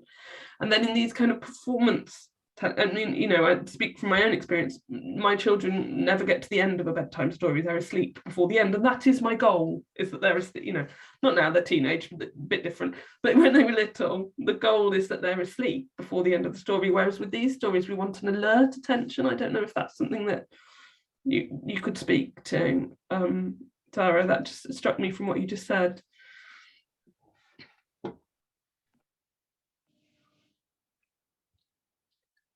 Oh, is the internet playing up again? Internet's playing up again. Yeah. Rebecca, Hend, I don't know if you want to talk about that kind of alertness, that active listening that we're asking with these stories, especially as they tell of tradition and they tell of learning. I would agree, and we actually did this. I organized a meeting between the women from Palestine, some of Hend's colleagues who were doing theatre with their children, with their students, for women's rights. We chose the ones about gender, and I got them to meet the Asociación de Mujeres, the women's association here in Spain, in my village. And so I feel like this story that we just told, I wouldn't tell it as a performance. I would only tell it if there's some kind of discussion around it or in a workshop. So there are some stories that I feel are just too delicate and not complete enough, or I don't know how to explain, maybe not complete is not the right word, but they need to be unpacked and they need to be talked about, and they can't just be told and good night, because there are maybe too many questions, or that's how I feel about it. I don't know if Hend, you have something else that you would like to say about. So how to keep the stories memorable and so Just how the context in which you tell, I think, is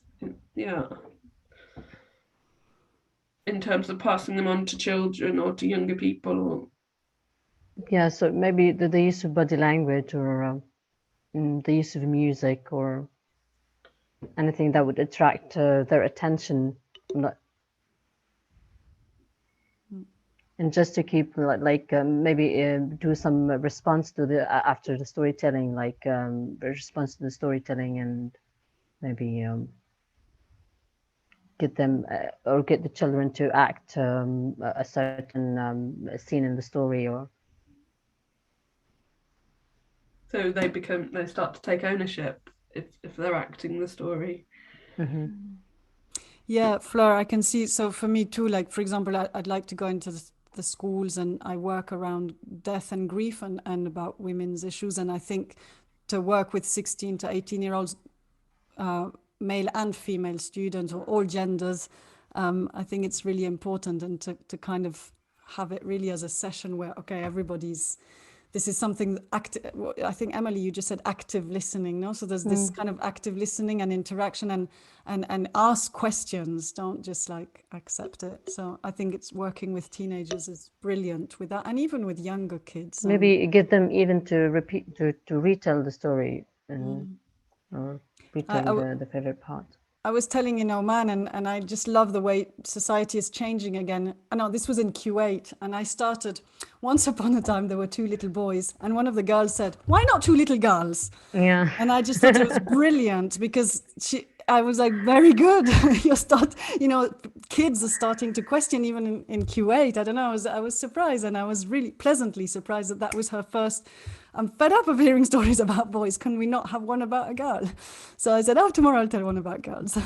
And I tell my students stories, and I accompany my storytelling with music, and I just change the sentence. Instead of saying the sentences just as I say them now, I turn them into a rhythmical sentence, and I get my students to repeat that, and they love to do that. So they always wait for this part where they can repeat a rhythmical sentence. We've got a question here from Karima about stories as tools for discussion. I don't know if anybody wants to pick up on that. Tools for stories as a place for starting discussion, which again you started to go into, that you changed the story you told because why not two little girls before you even got to the story. But yeah, so it's still stories as provocations or starting points for a discussion. Would anybody like to speak to that a little bit? Yeah, definitely. That's what I do with death and grief, and with women's stories around gender and women as a provocation, as a discussion, and I can see Joseph's question as well. And I think sometimes we can't answer all the details, but yes, we talked for hours, and it had to make a certain sense for us.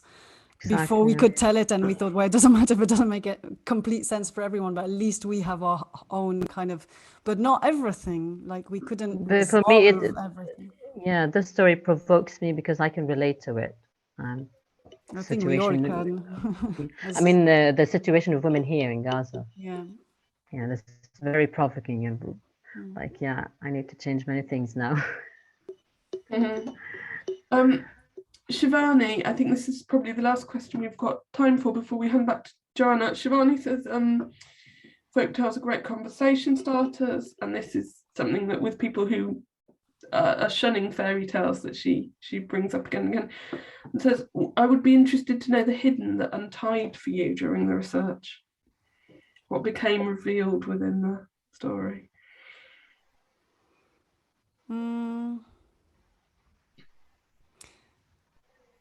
I'm not sure if I'm understanding the question, but that the fact that incest is not addressed, that was and it became never is, around, yeah. not just in the Palestinian society, but in the other stories as well.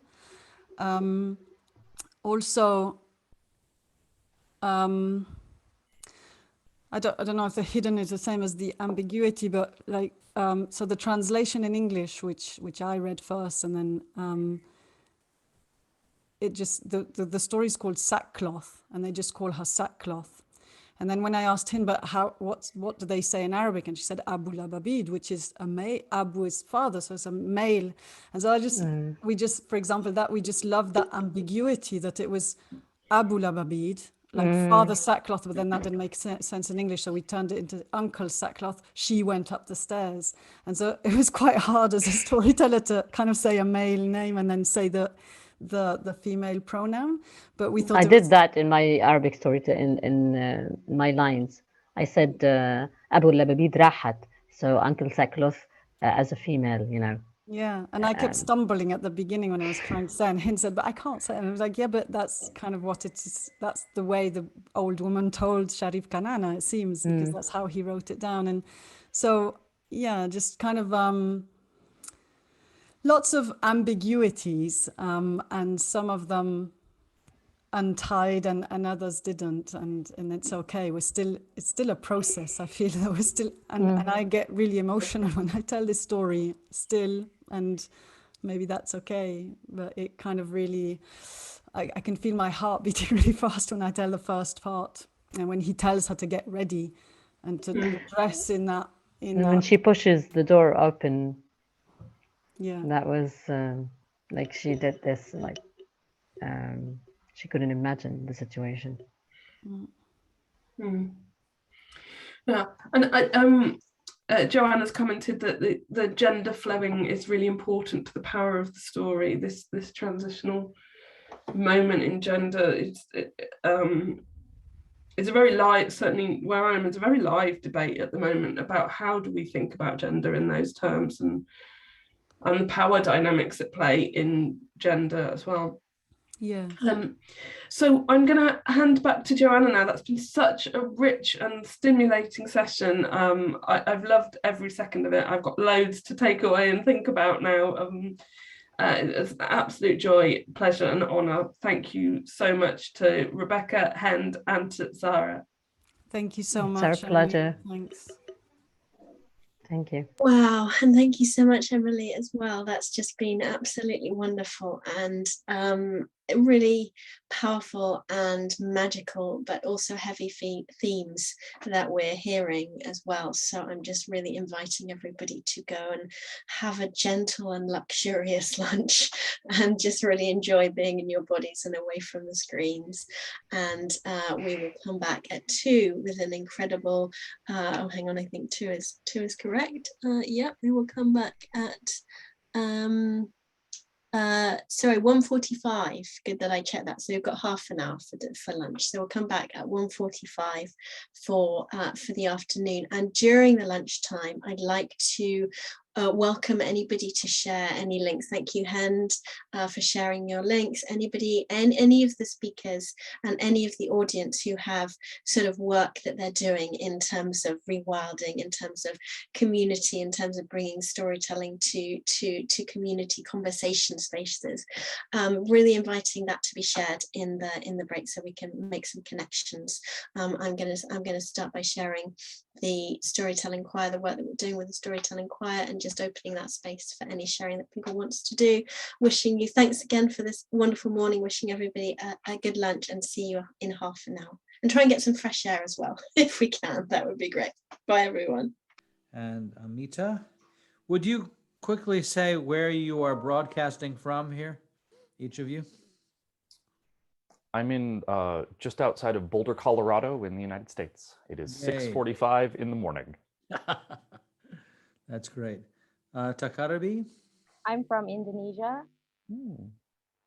And is that where you're speaking to us from? Are you in Jakarta or somewhere? Yeah, I'm in Jakarta right now. Jakarta, Indonesia. And what time is it there? It's 7:46 p.m. That's great. And Amita? I am, I believe, in the same country as you. I'm in Devon. In Exeter. Okay. Well, some Welsh people might disagree with you, but yeah, I can sort of see it from here across the channel. Well, excellent. Hasn't it been a splendid morning so far? Or morning or afternoon or evening or wherever it is, whatever it is. Amazing diversity of styles and tales. I wanted to just briefly mention that, you know, folklorists have divided the Cinderella cycle into 4 different subtypes.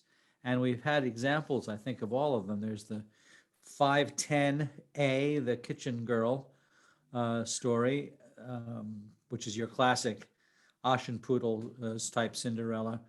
There's 510B, which is the Kappa rushes or rushy coats, or in this morning's case, sackcloth. There's 511A, which is the magical fish story and all its variants with different magical animals that come to take care and then be sacrificed and divided up. And then 511B is the magical bull's horn story, which tends to be a male Cinderella. And we haven't had any examples of that yet. I don't know, things might change. But it's a complicated cycle with a lot of branches and byways that can kind of mutate and mingle and move from one to the next in fascinating ways. So we'll see what we have in front of us today. This is more excitement coming our way. First from Cooper Brown in just outside of Boulder, Colorado, in the Rocky Mountains of the American West. And I'm just going to turn it over to you, Coop. Lovely. It's so great to be here. I'll wait for the spotlights to be removed. Well, I'll launch into it, and then I'll talk a little bit about this, and then I think we'll do a little Q&A at the end if I read the itinerary right.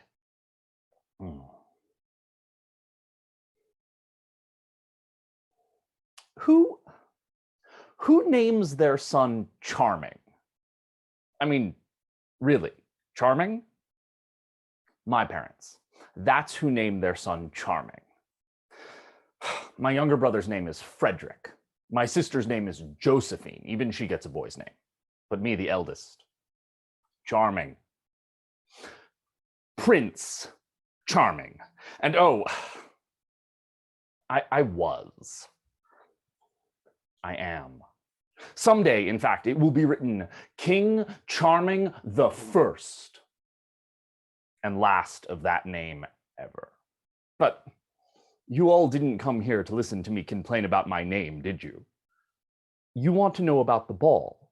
No, it's all right. It's all anyone really asks about these days, and I'm happy to talk about it. In fact, let me tell you how it really was. Where do we start? It was the 3rd night of the masquerade ball my father had planned, to which all the eligible young women of the kingdom of appropriate status had been invited, so that I could choose a wife. Not that it said that on any of the invitations, but that's my mother for you. The subtext was all there.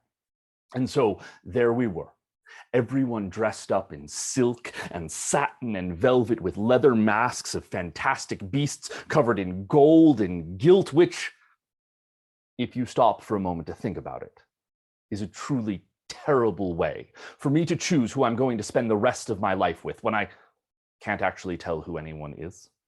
And there I am in the middle of it all, Prince Charming, in a white silk suit, the only fool in the room that doesn't get a mask and a powdered wig, and you know how they itch.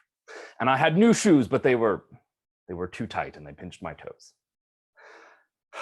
Smack dab in the middle of 60 young women who had all been told by their families that their path to being queen was seducing me. Now, let me be frank, I love to dance. I love a good ball, and, well, frankly, I do like to be seduced. But when 60 people are all trying to do it at the same time, it's ludicrous. And I think this will go somewhere to explain why I was planning on spending the night under a rose bush. I had made a less than gallant escape. And on the way out, I had acquired a bottle of champagne and a plate of those little cakes my father likes. I had made it as far as the garden, which is, well, it's a misnomer. It's a greenhouse, but it's so big you can get lost in it. And it's so warm that during winter we can have flowers. And there is a place there, a little path where you go up the rise and you can slip in behind the rose bushes. And from there you can see the whole garden laid out before you, and no one can see you. When I was little, I used it as a place to spy on people, and well, now mostly I use it to stop being spied on.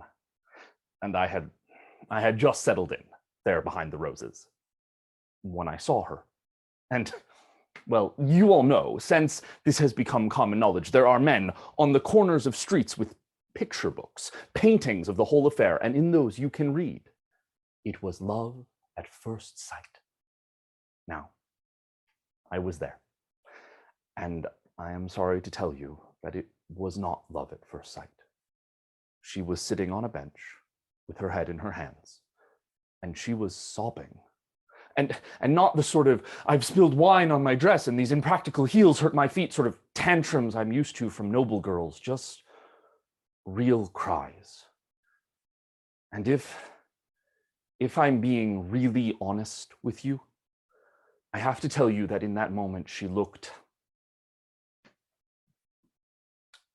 shabby. I know it's terrible, but her dress was last summer's fashion.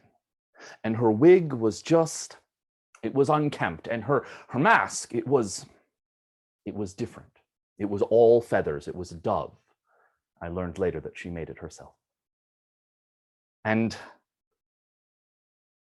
I don't think I can tell you what made me get up to leave my hiding place. I think maybe I'd like to believe I'm not the spoiled fop everyone seems to think I am, but I think just in the moment I saw someone else who looked so alone. And so I did get up from behind the rose bushes. I brushed myself off. I made my way down, and I confess I did the prince thing. "Are you all right?"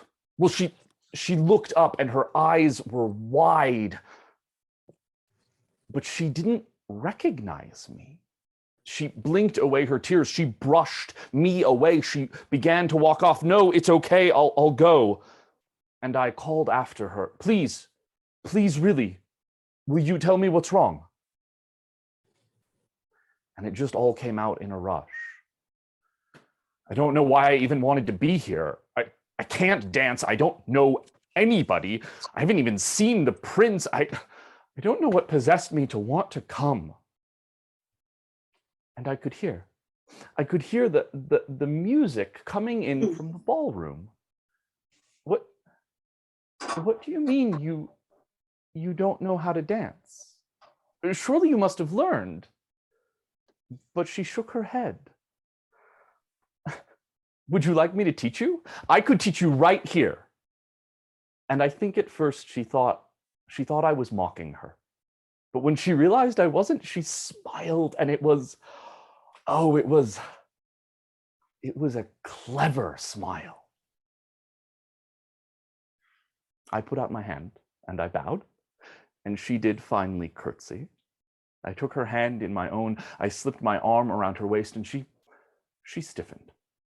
But slowly I got her to relax, and there, beneath moonlight through glass on a dirt path in the garden with thin strains of music coming in from the ballroom, I taught her to dance. Or I tried. She was genuinely terrible. But, oh, it was fun. It was fun in a way I am not used to having fun at a ball. I love dancing, but balls.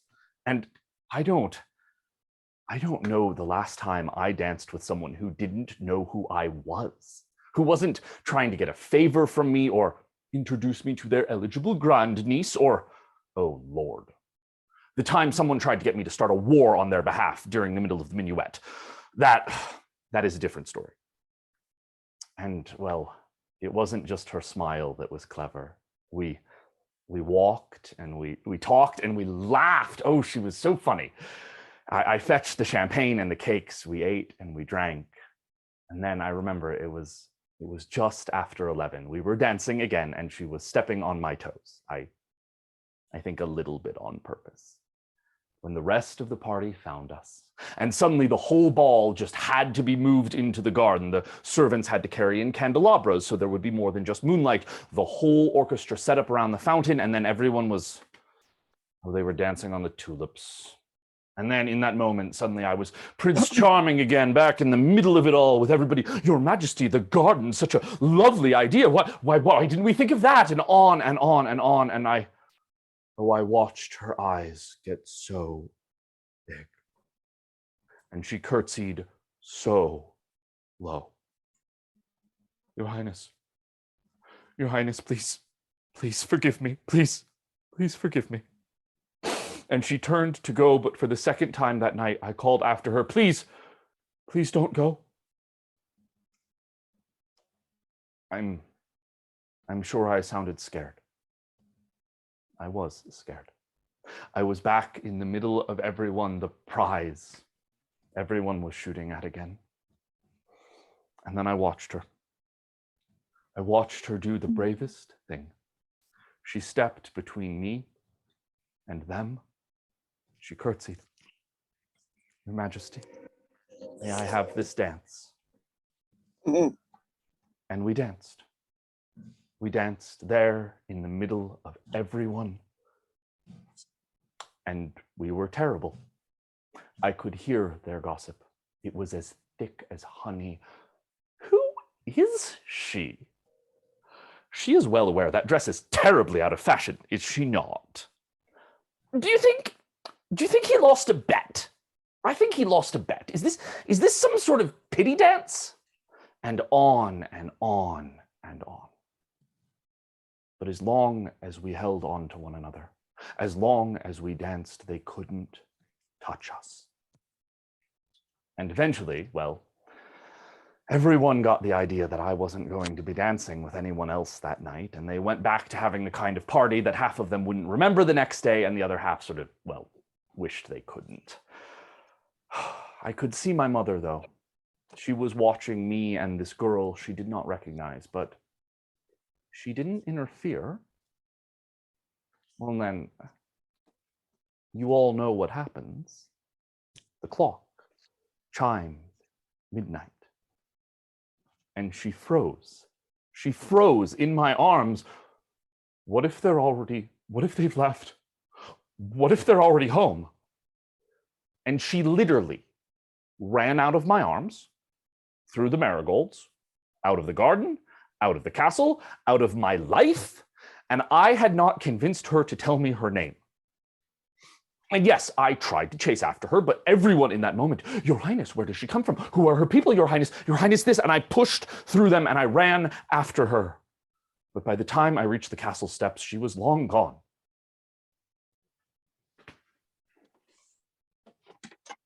And the shoe. What about the shoe? It was lying on the castle steps. One of the guards had to point it out to me. It was a shoe. It was a plain woman's dancing shoe. It would have fit my little sister, though hers would have been better embroidered. I had a shoe. What was I supposed to do with a shoe? But what I also have are servants, and some of them do actually like me. Gustav had seen her run, and while he had not caught her, let's just say we had a pretty good idea where to begin our Try the Shoe on Every Young Maiden in the Kingdom tour. I guess from the outside, it's as good an explanation as any for what happened next. The ball sort of wrapped up, and I didn't really sleep. And as early as I could, I called my coach and my men, and well, it was an ungodly hour when we arrived at her father's house. Well, he's a wealthy merchant. His second wife is a widowed baroness, and they smiled through their hangovers and were so happy to invite us in and introduce us to their two daughters, who were both obviously the young woman with whom I'd spent the night. Well, the younger, she was too short. But the elder, she was of a height. Her eyes were dark. Now, I get asked this a lot. Why did I immediately not know it was not her? It had been dark. She was wearing a wig and a mask, and I had had near a bottle of champagne on my own before we'd met. It is not as easy as everyone seems to think to recognize someone after a night like that. So I let the young woman try on the shoe, and she did eventually manage to fit her foot into it, and she smiled up at me like she had won a kingdom. But the smile, it was all wrong. I asked if there were any other young women in the house who might have been at the ball, and they assured me they didn't even have any servants of the right age. Bring me every single person who lives in this house, and my guards will help. Sometimes you have to be royal. They were lined up from the butler to the scullery maid. And I walked down that line, and they bowed, and they curtsied, and they begged my forgiveness for being in my presence. Until I saw her. I think perhaps the books would do better if they wrote love at second sight. A young woman in a plain dress stained with ashes who did curtsy. But she did not avert her eyes. She simply smiled, and reaching into the pocket of her apron, produced a shoe that matched the one in my hand. And her sisters, well, they exploded. Cinderella, I thought that was my dress. Did you steal her dress? Was that mother's wig? And on and on and on. But again, it was just the two of us in the noise and the chaos. Cinderella? I hate that name. Please forgive me for laughing. It is only that I hate my name as well. Prince Charming, at your service. Is it Ella? Eleanor, after my mother. Eleanor.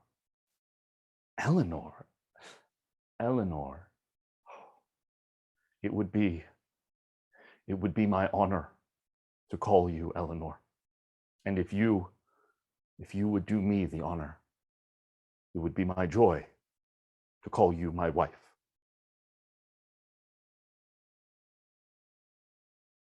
You all know she said yes.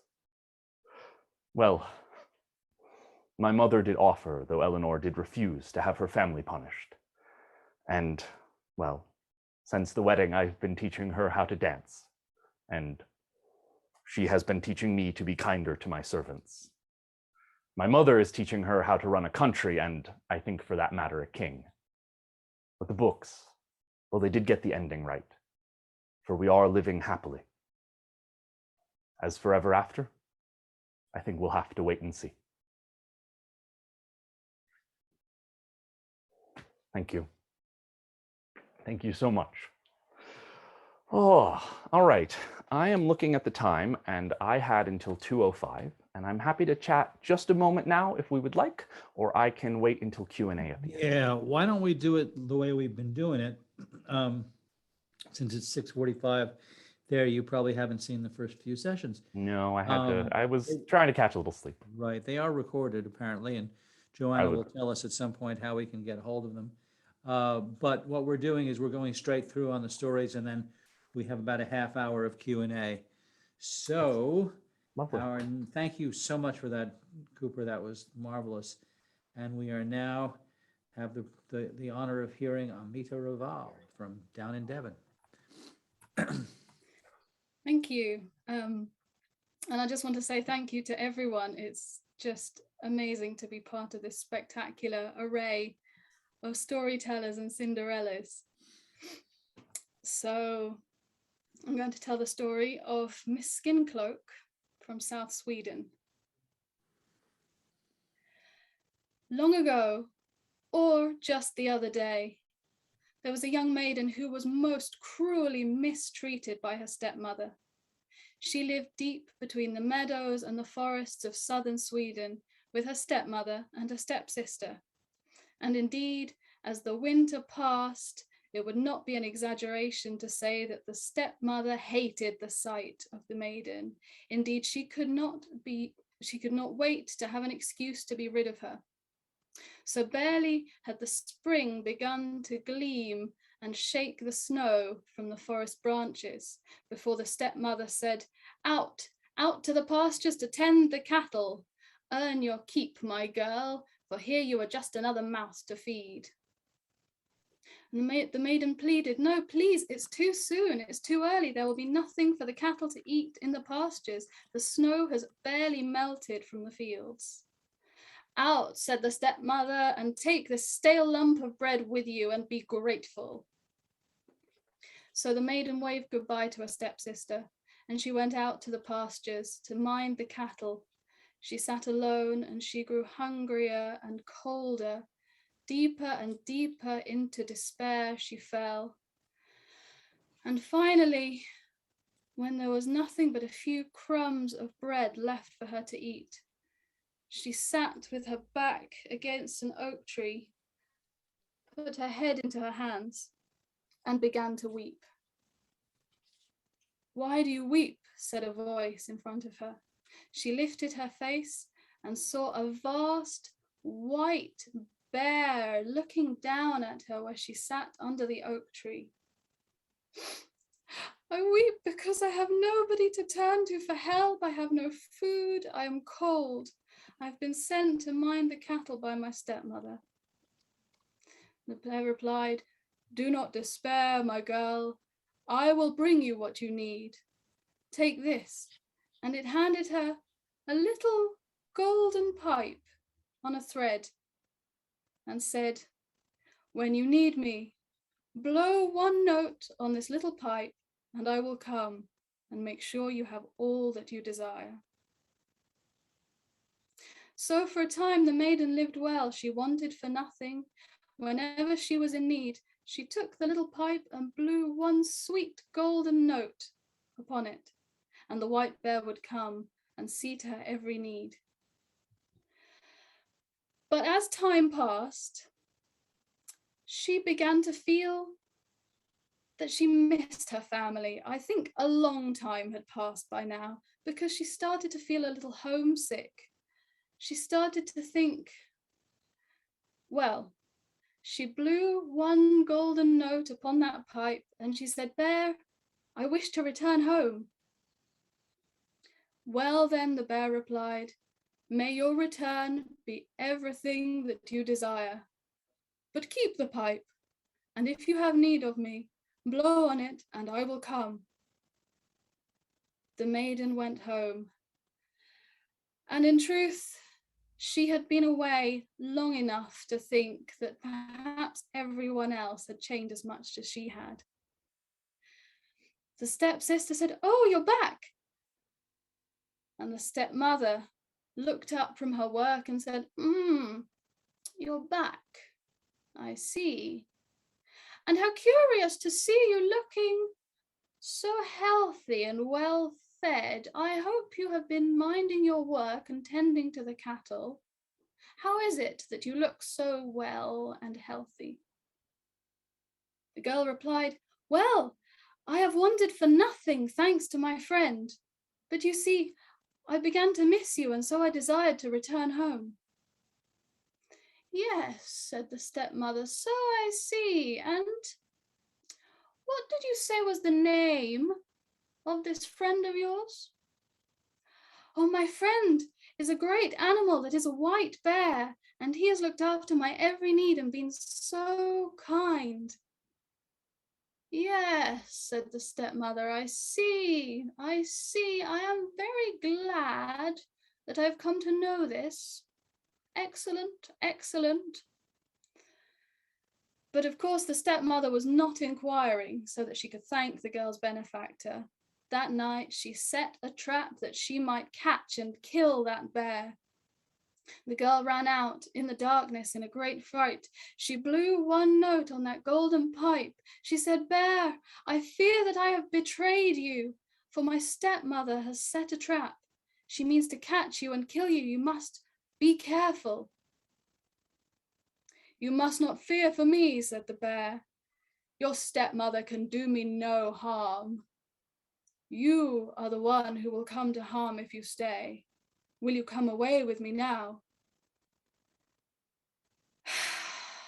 The maiden sighed. "I just thought this time would be different. But I see that they have not changed. I will come away with you."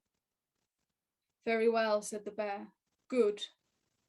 Then climb up onto my back and we will leave now."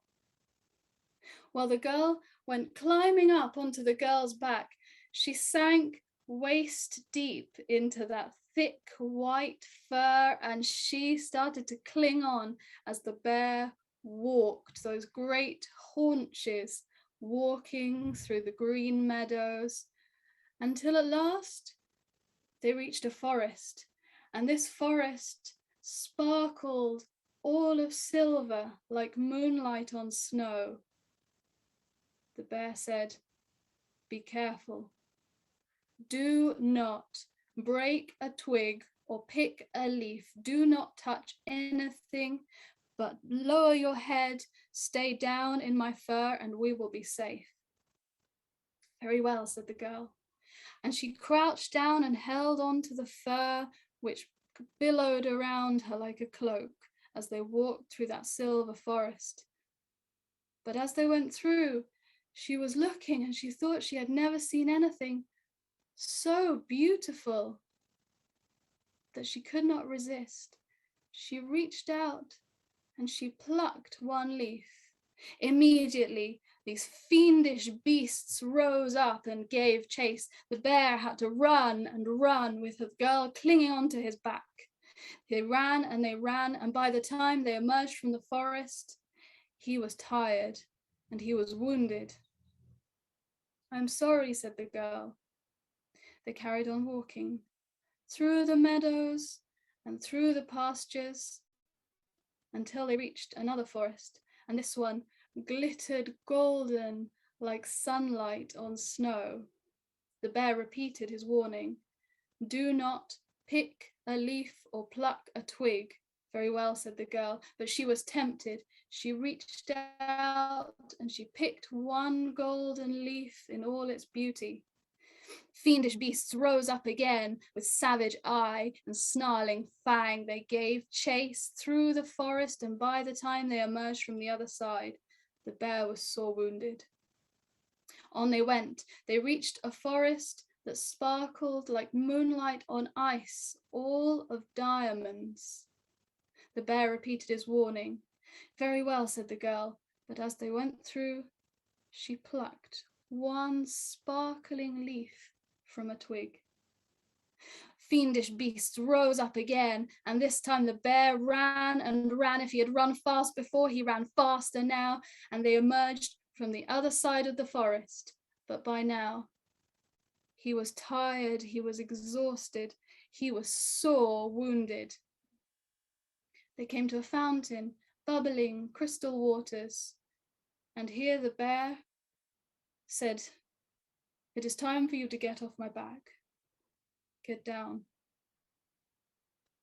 Into this fountain, one of us must go. We cannot carry on together any longer. "Well then, I will go into the fountain," said the girl, very willingly, "for you are powerful and I am small. And it would be easier for me to imagine going into the fountain now than going on without you." "No," said the bear, "you are powerful and I must go into the fountain. You will be well. We are near the castle. You will go there and you will seek work. You will see. But first, take out your knife, kill me, skin my fur from my body, and wear it as a cloak when you go to the castle. No, said the girl, I can't do that. You are my friend. How could I? No. Take out your knife.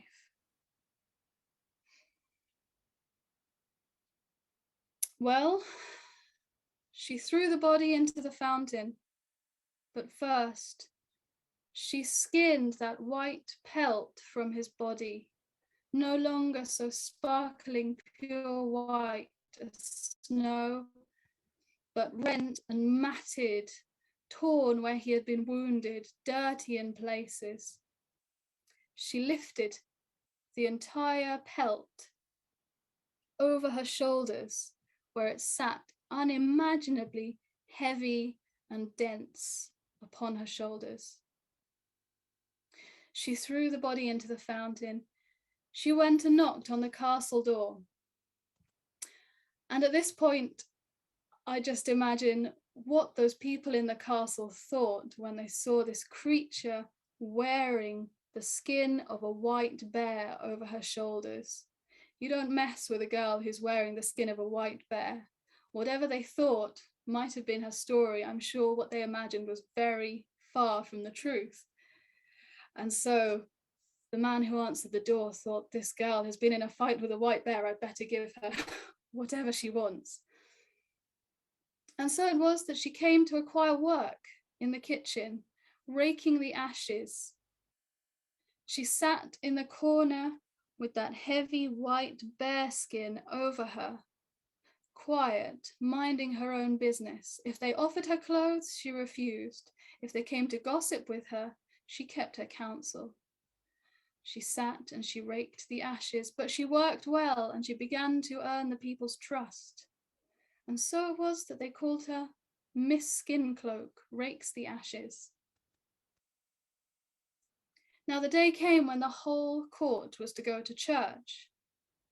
The royal family were to go, everybody in the castle, everybody down to the chief cook, who came to Miss Skin Cloak and said, I too wish to go to church.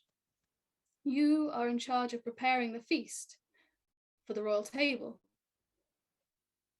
No, said Miss Skin Cloak, I can't do that, not on my own. I will need help. You can, said the chief cook. I have seen how you work. I have faith. You will prepare the feast, for I desire to go to church along with everybody else. Miss Skin Cloak said, very well, I can do that. She waited until everybody had left, and she drew out her little golden pipe. She blew one golden note, and she said, up, pistlings, up, up. Prepare a feast for the royal table. And these little pistlings or brownies or pixies jumped up and prepared a feast so dainty and delicious that no one had ever seen the like. She blew again on the golden pipe and she said, up, pistlings, up, up. Bring me my silver coat and my silver dress. And they brought to her a silver cloak and a silver dress. Then again she said, up, pistlings, up, up. Bring me my white horse. And they brought to her a white steed, upon which she mounted and rode alone all the way to church. Well, everybody was sitting in the pews, and they turned as she threw open the door and walked, radiant as moonshine on snow, into the congregation.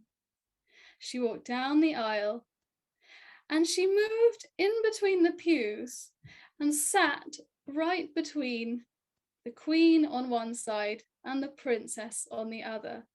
She went and sat right between them. And everybody was looking around and saying, who's that? Does anybody know?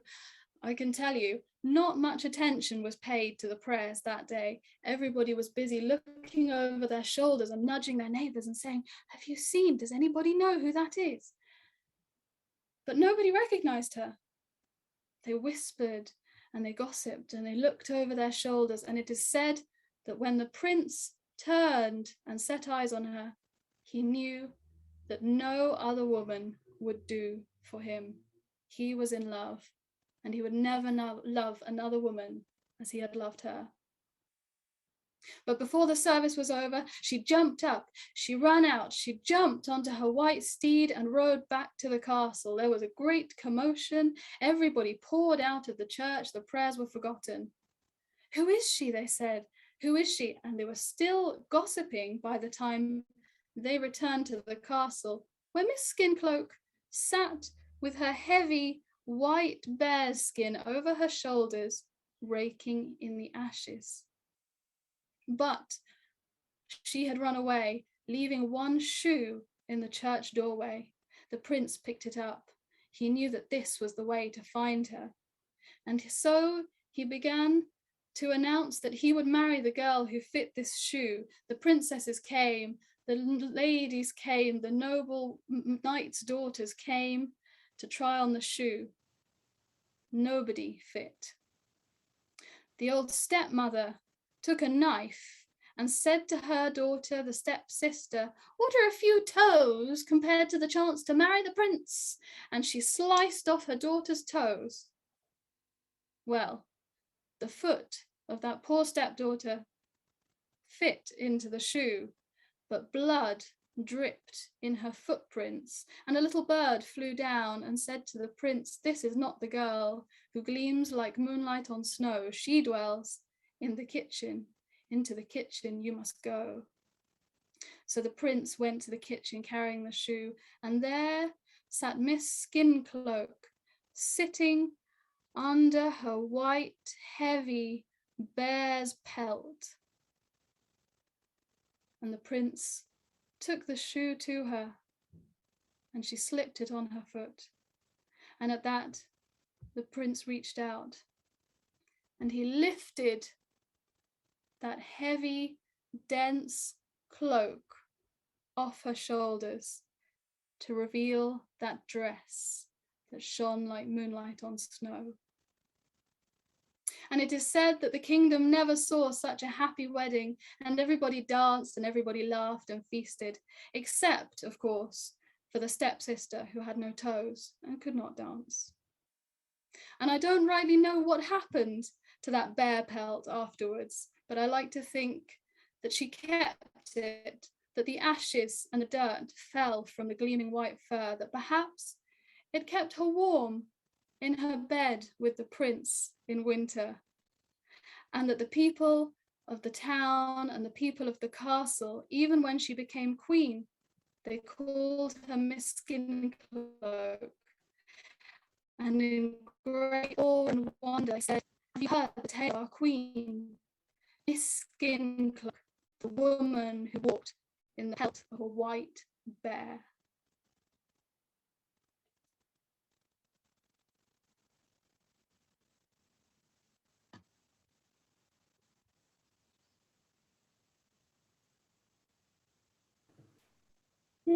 Wonderful. Thank you, Amita. We were waiting for type 511B to come along, and right on schedule it arrived. So thank you for that, with a nice dash of each of the other types, plus a little reference to Beauty and the Beast while we're at it, or the Scandinavian version, which is White Bear. So, that was just such a wonderful example of how these tales can kind of mash it up together and hybridize, and make these brand new blends in different environments. And the storytellers just delight in doing that. So last of our tellers for this session is over there in Indonesia. It's such an amazing feeling to be able to say, let's turn it over to Karabi in Jakarta. Okay, so I'm not directly in Jakarta, but what we're going to do, because she was not sure about her connection, is she sent us a video. So I'm going to do two things. I'm going to share my screen and there will be a video on that. But I know sometimes when you share a video, when there's so many people, it sometimes just doesn't work. So what I'm also going to do is I'm going to put a link to the YouTube place where it is in the chat. So if anybody has any problems watching the shared screen, then just watch directly from the chat. Hope that makes sense. It's about an 18-minute video. So let me do that right now. And this is from me.